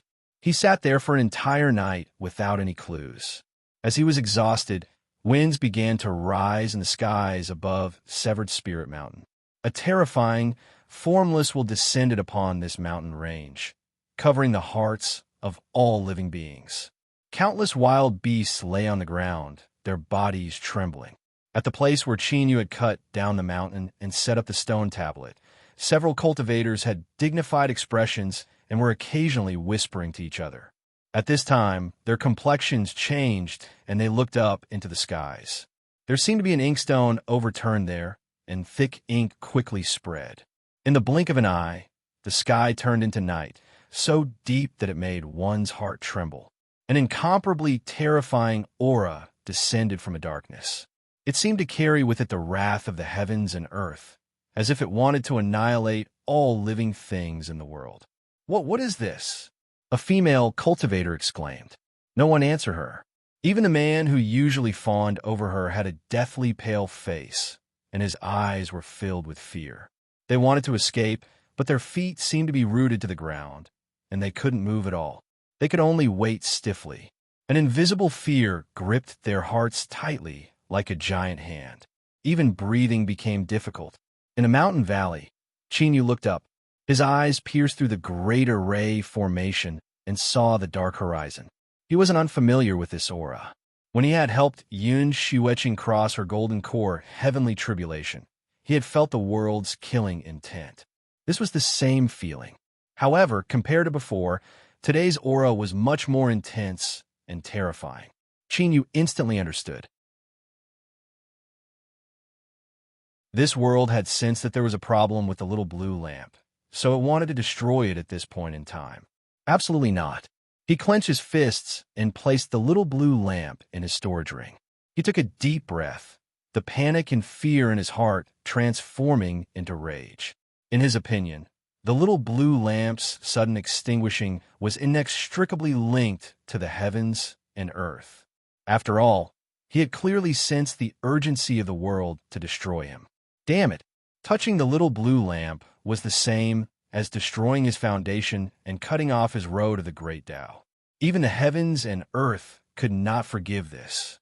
Bang! The cabin was shattered apart by a wild strength. Chinyu shot into the skies, flying out of the mountain valley and looking up at the skies. As if sensing his anger and disgust, the darkness in the sky tumbled like a tide. Between the heavens and the earth, a gale suddenly rose. This wind was not formless. It was faintly black in color. Woo! Woo! It was like a life was crying out. Terrifying black winds howled through the world, like invisible sabers that could tear apart flesh and blood and tear apart divine sense and soul. These were the heavenly winds of the world. They existed above the highest heavens, separating the heavens and beyond. They possessed a terrifying might that could erode the soul and destroy the bones. Chinyu didn't know any of this, nor did he want to know. He only knew that the world wanted to destroy the little blue lamp, wanted to destroy his road of cultivation, and that was enough for him. With an angry roar, Chinyu shot into the skies. No matter how the heavenly winds blew in from all directions, they tore open countless holes in his robes. Beneath his mortal body, white scars appeared. It wasn't that his demon body was so powerful that he could resist the heavenly winds, but that in his Dantian sea, a wooded tribute blue-golden core was erupting with a sun-like light. Trees blocked out the wind. This was something everyone knew. Chinyu had a wooded tribute golden core, and according to the principles of mutual promotion and restraint, he had completely transformed the magic power of the 5 elements into the wood attribute. Currently, he was no different from a wood attribute nascent soul. It was only by counteracting the power of the heavenly winds that he was able to remain safe and sound. I am right here. If you want to kill me, then come at me. His roar was like thunder, exploding between the heavens and earth. Billowing waves of sound swept out in all directions. In the area where the stone tablet was erected, the complexions of the several frozen cultivators changed once more. This sound, could it be that this sudden world phenomenon was actually aimed at a cultivator? This was simply unbelievable. Rumble, rumble. This sound was different from the howling heavenly winds. It was more like a giant wildly bombarding a cage, causing even the air to tremble. Several cultivators nearly cried out. Just who was this person? How could he be terrifying to such a degree? Even when facing the annihilation of the world's will, he was still so fierce. Could we discuss this? Could you wait a moment before you start fighting? Could you let us scram away first? The current feeling was far too horrifying. It was like they were little ants that could be crushed to pieces at any moment. Heavenly winds roared like a tide, but this clearly wasn't enough to kill Chinyu. Thus, the deep darkness in the skies began to tumble once more. Accompanied by the slightly black winds, blue rain fell from the skies. Each drop was incomparably heavy, as if an entire river had been condensed together. And what was even more astonishing was that the cold aura it contained was like sharp needles that ruthlessly pierced deep into one's bones. Starting from the soul outwards, it seemed as if it would freeze over. Its name was Heavy Rain. In the legends, there was a great river in the world, and the water in this river was as heavy as a stone. It didn't return to the sea, nor did it flow into the vast ocean. It formed a natural cycle that flowed endlessly. Every 1,000 years, the water in this river would boil once, rising into the highest heavens and condensing into heavy rain. The might of this rain was just like its name. When it fell from the skies, Each drop was as heavy as a stone. Moreover, because it absorbed the cold energy of the highest heavens, as soon as it touched flesh and blood, it could reach the soul and freeze it to pieces. The heavy rain was like a curtain, submerging Qin Yu's figure. There was a dull, thumping sound, like the sound of iron ingots being struck in a blacksmith's forge. Is this enough? Do you really think this is enough? With a deep roar, Qin Yu stepped forwards. His footsteps seemed incomparably heavy, and every time they fell they emitted a deep, rumbling sound. Like this, bathed in the baptism of the heavy rain, he continued to move towards the black clouds in the skies. Blood leaked out from the corners of Qin Yu's lips. It was clear that he had received some injuries from the heavenly winds and heavy rain. But his aura didn't weaken at all. Rather, it became even more terrifying. An invisible aura swept out, causing the heavenly winds and heavy rain to slow down a bit. He was like a divinity or demon god. The will of the world was clearly enraged. Thus, flames appeared out of thin air. They were a pale white, icy cold without the least bit of heat. But only after coming into contact with them would one understand that all of their burning strength was condensed deep within the flames. Once touched by these burial flames, they wouldn't stop until they were dead. But they weren't limited to the mortal body and soul. Only when they were completely reduced to ashes would they be extinguished. Black heavenly winds, blue heavy rain, white burial flames. These three colors wove together, forming a breathtaking scene of killing intent between the heavens and earth. With the might of these three powers, a nascent soul realm cultivator would only be able to resist for a moment before being completely erased. Qin Yu hadn't reached nascent soul, but he was stronger than an ordinary nascent soul. In his Dantian Sea, he had five element golden cores condensed with the 5-element spiritual objects as the foundation. The 5-element spiritual objects were originally the highest level of existence within the 5 elements. After they condensed into golden cores, Qin Yu's magic power also gained a high quality. The heavenly winds were terrifying, the heavy rain was terrifying, and the burial flames were even more terrifying. But the power of the 5 elements within Qin Yu's body wasn't something to be trifled with. In terms of pure strength, he was at an absolute disadvantage. But in terms of quality, even if there was a difference, it was extremely small. Because of this, he was able to survive the world-killing tribulation where a nascent soul would surely die, even if it was difficult. As the three colors tangled together, Qin Yu's complexion was deathly pale. Blood seeped out from every pore of his body. His soul felt as if it were being burned in flames, and also as if it were being frozen in extreme cold. Every time it changed, the pain became even more horrifying. But he still stood there. He straightened his back and didn't stop walking. Instead, he walked much slower. His eyes were filled with anger and a reckless madness. This, cough, is this your strength? But if you want to kill me, it's still not enough. Qin Yu spat out a mouthful of blood, and his breathing became smoother. He paused and rested for a moment before taking the next step. I really want to know just how far can you kill me with the world? Is there no limit? The world had its limits. This was the conclusion Qin Yu came to after he determined that his fate and the little blue lamp were inseparable. If it weren't for this, why would it have tempted Qin Yu's will to sacrifice the little blue lamp? Would it have been simpler and more direct to directly erase it? Since there were limits, then thinking about it a little more, if it wanted to kill someone, it might have to abide by some unknown rules. In fact, Qin Yu's guess was correct. The world had its limits, and the world had its extremes. It stood high above and possessed a strength that transcended all. But this strength itself was also its greatest shackle. Only within the scope of the rules would its strength be allowed.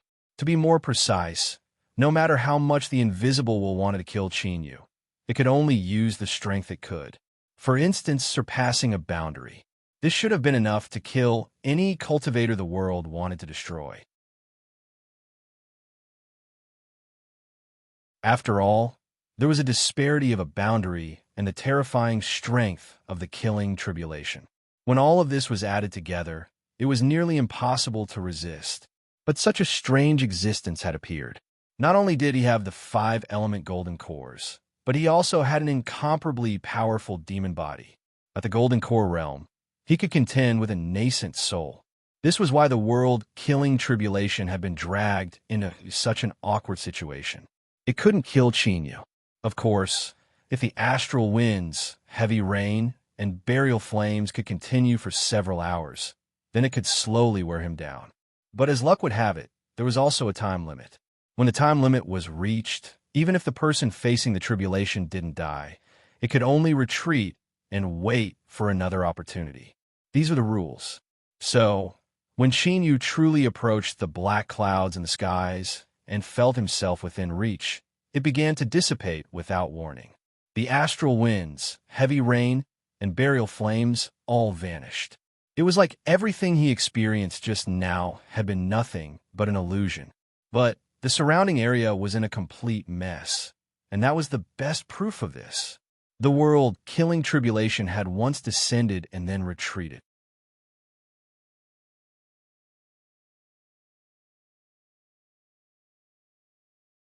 Chapter 199. The truth was that the several cultivators who had set up the stone tablet could also prove that the heavenly tribulation, killing tribulation, was real.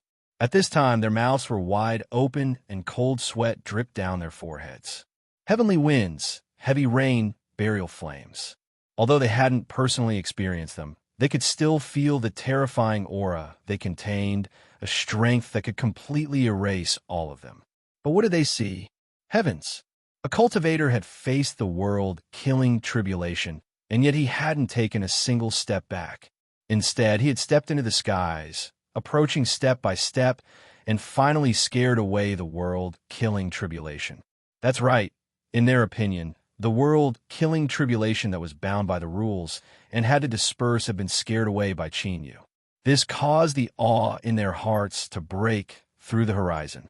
Before this, there were some people who were dissatisfied with the stone tablet. They thought that although the sword intent was terrifying, it had no foundation and that the person who did it didn't have any strength and only wanted to scare them away. But now, these thoughts were tossed to the highest heavens. If such a fierce person wasn't terrifying, then who was? There was no need to say anything else. They had to hurry up and leave, never coming back here again. Moreover, they had to tell their friends and teachers to never, ever provoke the master of this place. It was just too terrifying. The group of people regained their freedom. They turned and fled in a panic.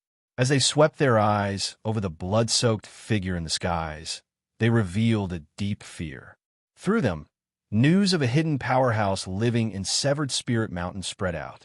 This would save Chinyu a great deal of trouble in the future. Without mentioning the future, Chinyu wasn't in a good mood right now. Even though surviving the world-killing tribulation was an extremely glorious matter in itself. But he really wasn't in the mood to be complacent or proud. So what if the world-killing tribulation was forced back? The little blue lamp was still extinguished. Aya, just what could he do? Chinyu fell into the mountain valley. This place was the closest to the world-killing tribulation and had suffered the most damage. The medicine garden had been destroyed, and even the radiant redwood that was about to bear fruit had been smashed to pieces. It was a pitiful sight. But now, Chinyu couldn't care about any of this.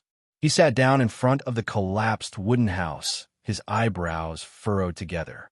His face was gloomy, as if it would drip water at any moment. Suddenly, a strange fluctuation appeared. The ground trembled and tiny grains of sand tumbled down, falling into a nearby crack before vanishing from sight. It was like time was flowing in reverse. All of the destruction caused by the world's killing tribulation was fading at a speed visible to the naked eye. This was also a part of the rules. The heaven and earth killing tribulation only targeted one person. The rest could be repaired by the power of the rules after the tribulation. Thus, the medicine garden in the valley was restored to its original verdant state. The broken branches of the radiant redwood regrew, and the smashed cabin automatically reassembled itself. This was simply a miracle. Cheney was stunned for a moment before he sighed. This was indeed shocking, but if the little blue lamp didn't shine, then he really didn't care about it. At this time, a flash of inspiration appeared in his mind. But like a beam of light, it vanished without a trace. Even Cheney wasn't sure he could do it. What is it? What was it? Cheney's intuition told him that this sudden flash of light was incomparably important to him. He took a deep breath and relaxed his thoughts, maintaining a calm demeanor. Then, that thought slowly rose up from the fog. The killing tribulation of heaven and earth did not seem quite right. Wind, rain, and fire. Although these three extreme energies were extremely terrifying, the most powerful method of the world's tribulation should be lightning. Cheney's eyes became incomparably bright. He could feel that he had grasped something extremely crucial. He thought about how the little blue lamp had swallowed heavenly tribulation. In today's heavens, the killing tribulation of heaven and earth didn't contain the slightest bit of the power of thunder. Could it be that the world was worried that the power of tribulation thunder would be absorbed by the little blue lamp? Tribulation thunder might be the key. His thoughts raced. After a moment, Cheney fiercely stood up. He didn't want to delay for even a single moment. He turned and returned to his room to recover from his injuries. Several days later, a beam of light shot into the skies. Cheney soared straight towards Snowfall City. That's right, it was the Snowfall City where Yun Xueqing was. Her father, Yun Fan, was the person that Cheney knew had the highest chance of breaking into nascent soul. He had an ice attribute spiritual object in his hands, so he might have finished his preparations by now. Taoist Wang was also a choice, but he had left Immortal Eclipse Valley for a long time. With his background, he had likely already made his breakthrough. Thus, Snowfall City was his first choice. As for how to convince Yun Fan to cross tribulation, he couldn't imagine such a thing. He could only take things one step at a time. But if there was no other way, then he could only force him to cross tribulation. That's right. Cheney wanted to try and have the little blue lamp absorb heavenly tribulation to see if it could restore itself. He hoped that it really would work. Cheney hurried forwards with all his strength. His speed was extremely fast, and it didn't take long for him to enter the borders of the Northern Dynasty. But not too long after he entered the borders, he came to a sudden stop. He looked towards the boundless mountains in the distance. There was a powerful aura there. It should belong to some monster beast. The feeling it gave off was like a great lake filled with water that could overflow at any moment. Golden core perfection. Just one more step was nascent soul. If it could cross tribulation, then it would have tribulation thunder. Cheney didn't know what Yin Fan's situation was like, and even if he didn't cross tribulation, with Yun Xueqing there, forcing him wasn't a good idea. Now, Cheney seemed to have an even better choice. Moreover, if he forced a monster beast, he wouldn't feel any psychological burden. Cheney's eyes flashed. He locked onto that aura and shot forwards. A 40-foot-long white tiger raced through the mountains and forests. His body was strong and vigorous, and every time he leapt forwards, it was pleasing to the eye. The deep black king character between his eyebrows made one feel even more dignified. But at this time, his entire body was covered in fists and kicks. On his snow-white fur, this majesty was completely destroyed. The white tiger occasionally turned his head, revealing a pair of eyes filled with the vicissitudes of time. His eyes were filled with anger and shame, but most of them were filled with helplessness and gnashing teeth. This was a story that left the white tiger in sorrow. On that day, His Majesty White Tiger had just found a new tigress. After enjoying himself, he lay down on the soft grass, comfortably basking in the sun. Then, sorrow arrived. A human who had popped out of nowhere was asking him to go through the heavenly tribulation, saying that he would definitely help him out. Fuck, did he really think this Tiger Lord was a tiger? Was heavenly tribulation that easy to cross? If he didn't know that the chances of him dying in crossing tribulation were extremely high, would he have suppressed his cultivation? What an idiotic human. He wanted to trick him into crossing tribulation and then reap the benefits without doing anything. His dreams were just too beautiful. His Majesty White Tiger was immediately enraged. He decided to tear this human to pieces to make up for the strength he had just lost. But who would have thought that this human idiot was actually an extremely strong idiot? His Majesty White Tiger was ruthlessly beaten up. If it weren't for his innate supernatural abilities, he feared he wouldn't have been able to escape. As a monster king, being beaten up in front of his beloved concubine was already an incomparably shameful matter. But what left His Majesty White Tiger inexplicably sad and indignant was that this human idiot didn't give up and continued to chase after him. Sometimes he really wished that he could turn around and ruthlessly fight with this human. But every time he thought of this, the image of this human's iron fist would appear in his heart. It was too fucking painful. Then, His Majesty White Tiger shivered as he continued to feel grief and indignation. This chapter is not finished. Please turn the page. While continuing to run, there was nothing he could do. This idiot was too strong. He could only endure this humiliation. But this bastard, why couldn't he shake him off? If he ran any slower, he would catch up to him. He had already used his innate supernatural abilities 3 times in the last several days. No matter how talented he was and how powerful his bloodline was, he still found it hard to continue. If he continued like this, he would be caught sooner or later. As he thought of the horrifying fate he might suffer after being caught, and then looking at his own fur that could be used to make an overcoat, His Majesty White Tiger shivered. He thought to himself, "Don't blame me for this. It's better for a fellow Taoist to die than for me. I was forced to do this." His Majesty White Tiger leapt up and determined his direction. His strong hind legs fiercely pushed against the ground several times, and his body soared towards his first target. Thus, Chinyu discovered that there were a few more troubles on the road ahead. First, a firebird with brightly colored feathers suddenly jumped out and blocked his path, spitting out flames at him with an imposing aura. Of course, the result was obvious. There were many bright fire, crystal-like feathers in his storage bag. These things could be considered excellent materials for refining talismans.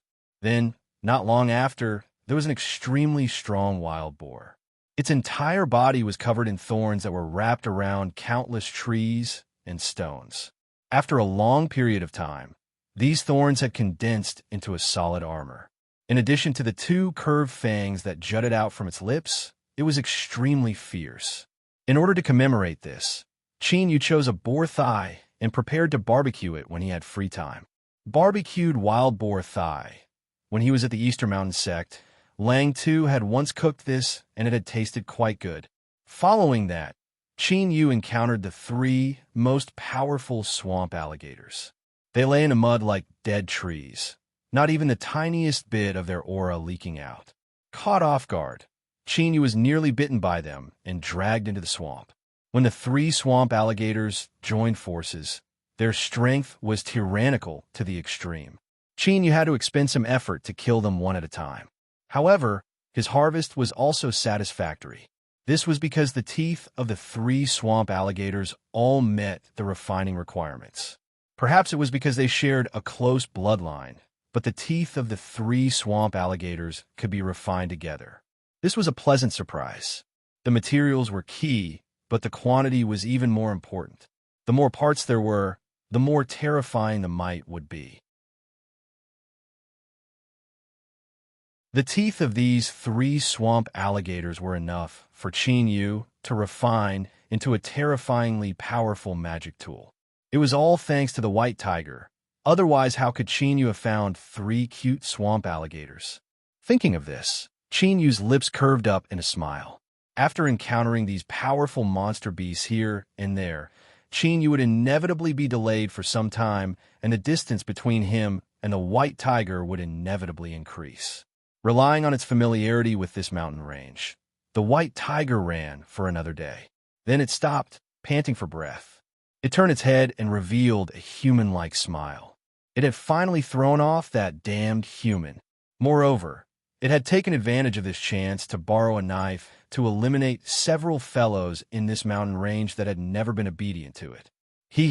In this critical moment, it was able to use a clever plan to kill two birds with one stone. This king was far too smart. After a moment of pride, the white tiger furrowed its eyebrows and thought that it couldn't be careless. This human was far too strange. The farther it ran, the better. After a short rest, His Majesty White Tiger ran for another day. This time, he felt that there were no mistakes at all. He jumped into a pool of water and washed himself clean of the dirt. Then, he roused himself and ran towards a mountain peak not too far away. There was a beautiful female leopard living there. His Majesty White Tiger was already tempted. This time, he could casually borrow a bit from her. After defeating the firebird, wild boar, and large alligator, he would definitely stun her.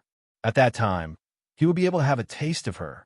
After several strange cackles, a great deal of his exhaustion disappeared. His Majesty White Tiger ran with even more vigor.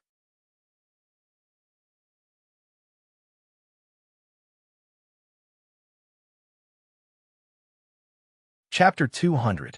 In reality, the White Tiger Great King was not disappointed. After a period of bragging, the female leopard was completely bewildered. She was completely intoxicated by his majestic strength. What happened next was not suitable for children, so I won't go into details. In short, in a few days, 3 beds were damaged in the female leopard's house. After a full week, the white tiger was finally satisfied. It stretched its back and bade farewell to the female leopard, saying that it would look for her again after it recovered its energy. Nothing had happened for a week, so it was clear that the matter had already passed. In addition, he had also obtained the beautiful female leopard, so Great King White Tiger was full of smiles. As for being chased by that human earlier, he was extremely depressed. How could a tiger not be stabbed when it roamed the world? It was fine as long as he was fine. He could do whatever he wanted with his face. Silently praising himself for being so broad-minded, His Majesty White Tiger was about to return to his cave, dwelling, when he suddenly sniffed the air. Where did the smell of barbecued meat come from? How fragrant! Swallowing a mouthful of saliva, His Majesty White Tiger raised his head and saw a black-robed cultivator sitting beside a bonfire, earnestly roasting a wild boar leg on an iron skewer. His Majesty White Tiger naturally recognized it.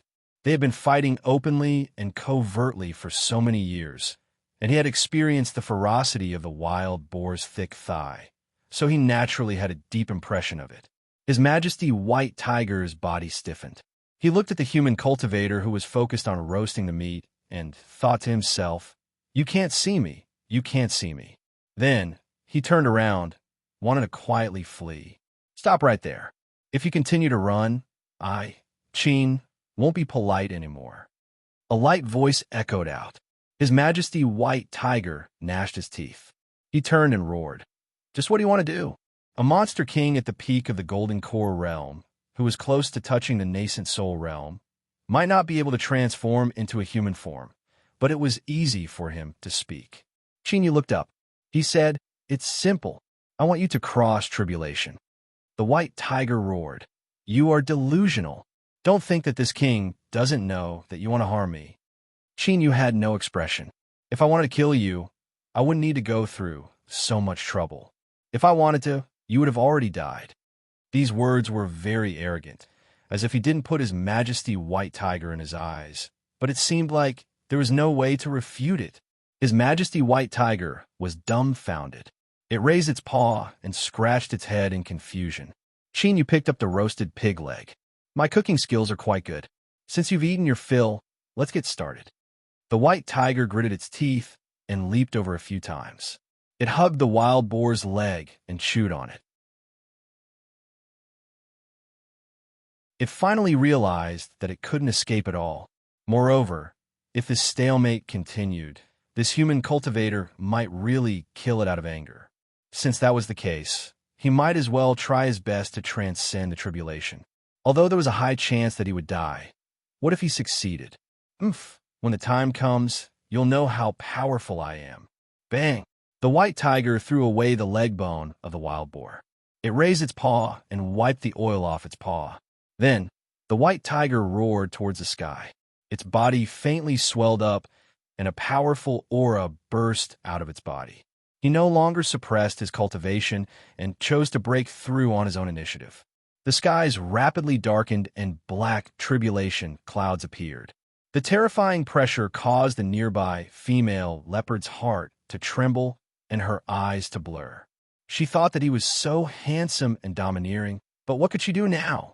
As His Majesty White Tiger saw this, his heavy complexion suddenly brightened. He was filled with confidence, as if everything was under his control.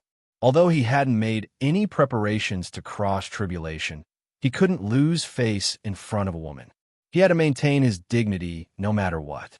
But with tribulation right in front of him, there was nothing he could do. As he anxiously cursed in his heart, a black shadow flashed in his eyes. He looked up in astonishment to see Qin Yu shoot into the skies, hurtling towards the tribulation clouds. What did he want to do?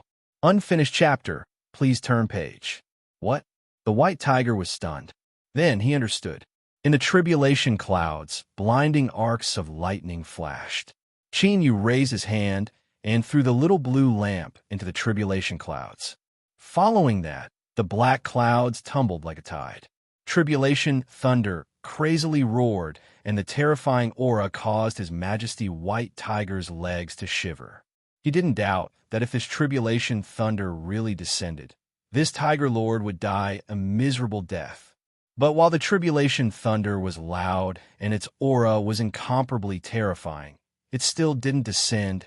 A moment later, the black clouds that filled the skies emitted a thunderous roar of unwillingness before slowly dissipating. Pa! Qin Yu grasped the little blue lamp, his eyes tense. Tribulation thunder. I need more. Faint ripples appeared in Qin Yu's mind. He smiled, excitement in his eyes. It really was like this. He had finally found a way to help the little blue lamp. As long as it could recover, everything would return to the right track. However, where could he go to find more tribulation thunder? Moreover, it had to be at least at the nascent soul level. The White Tiger was dazed.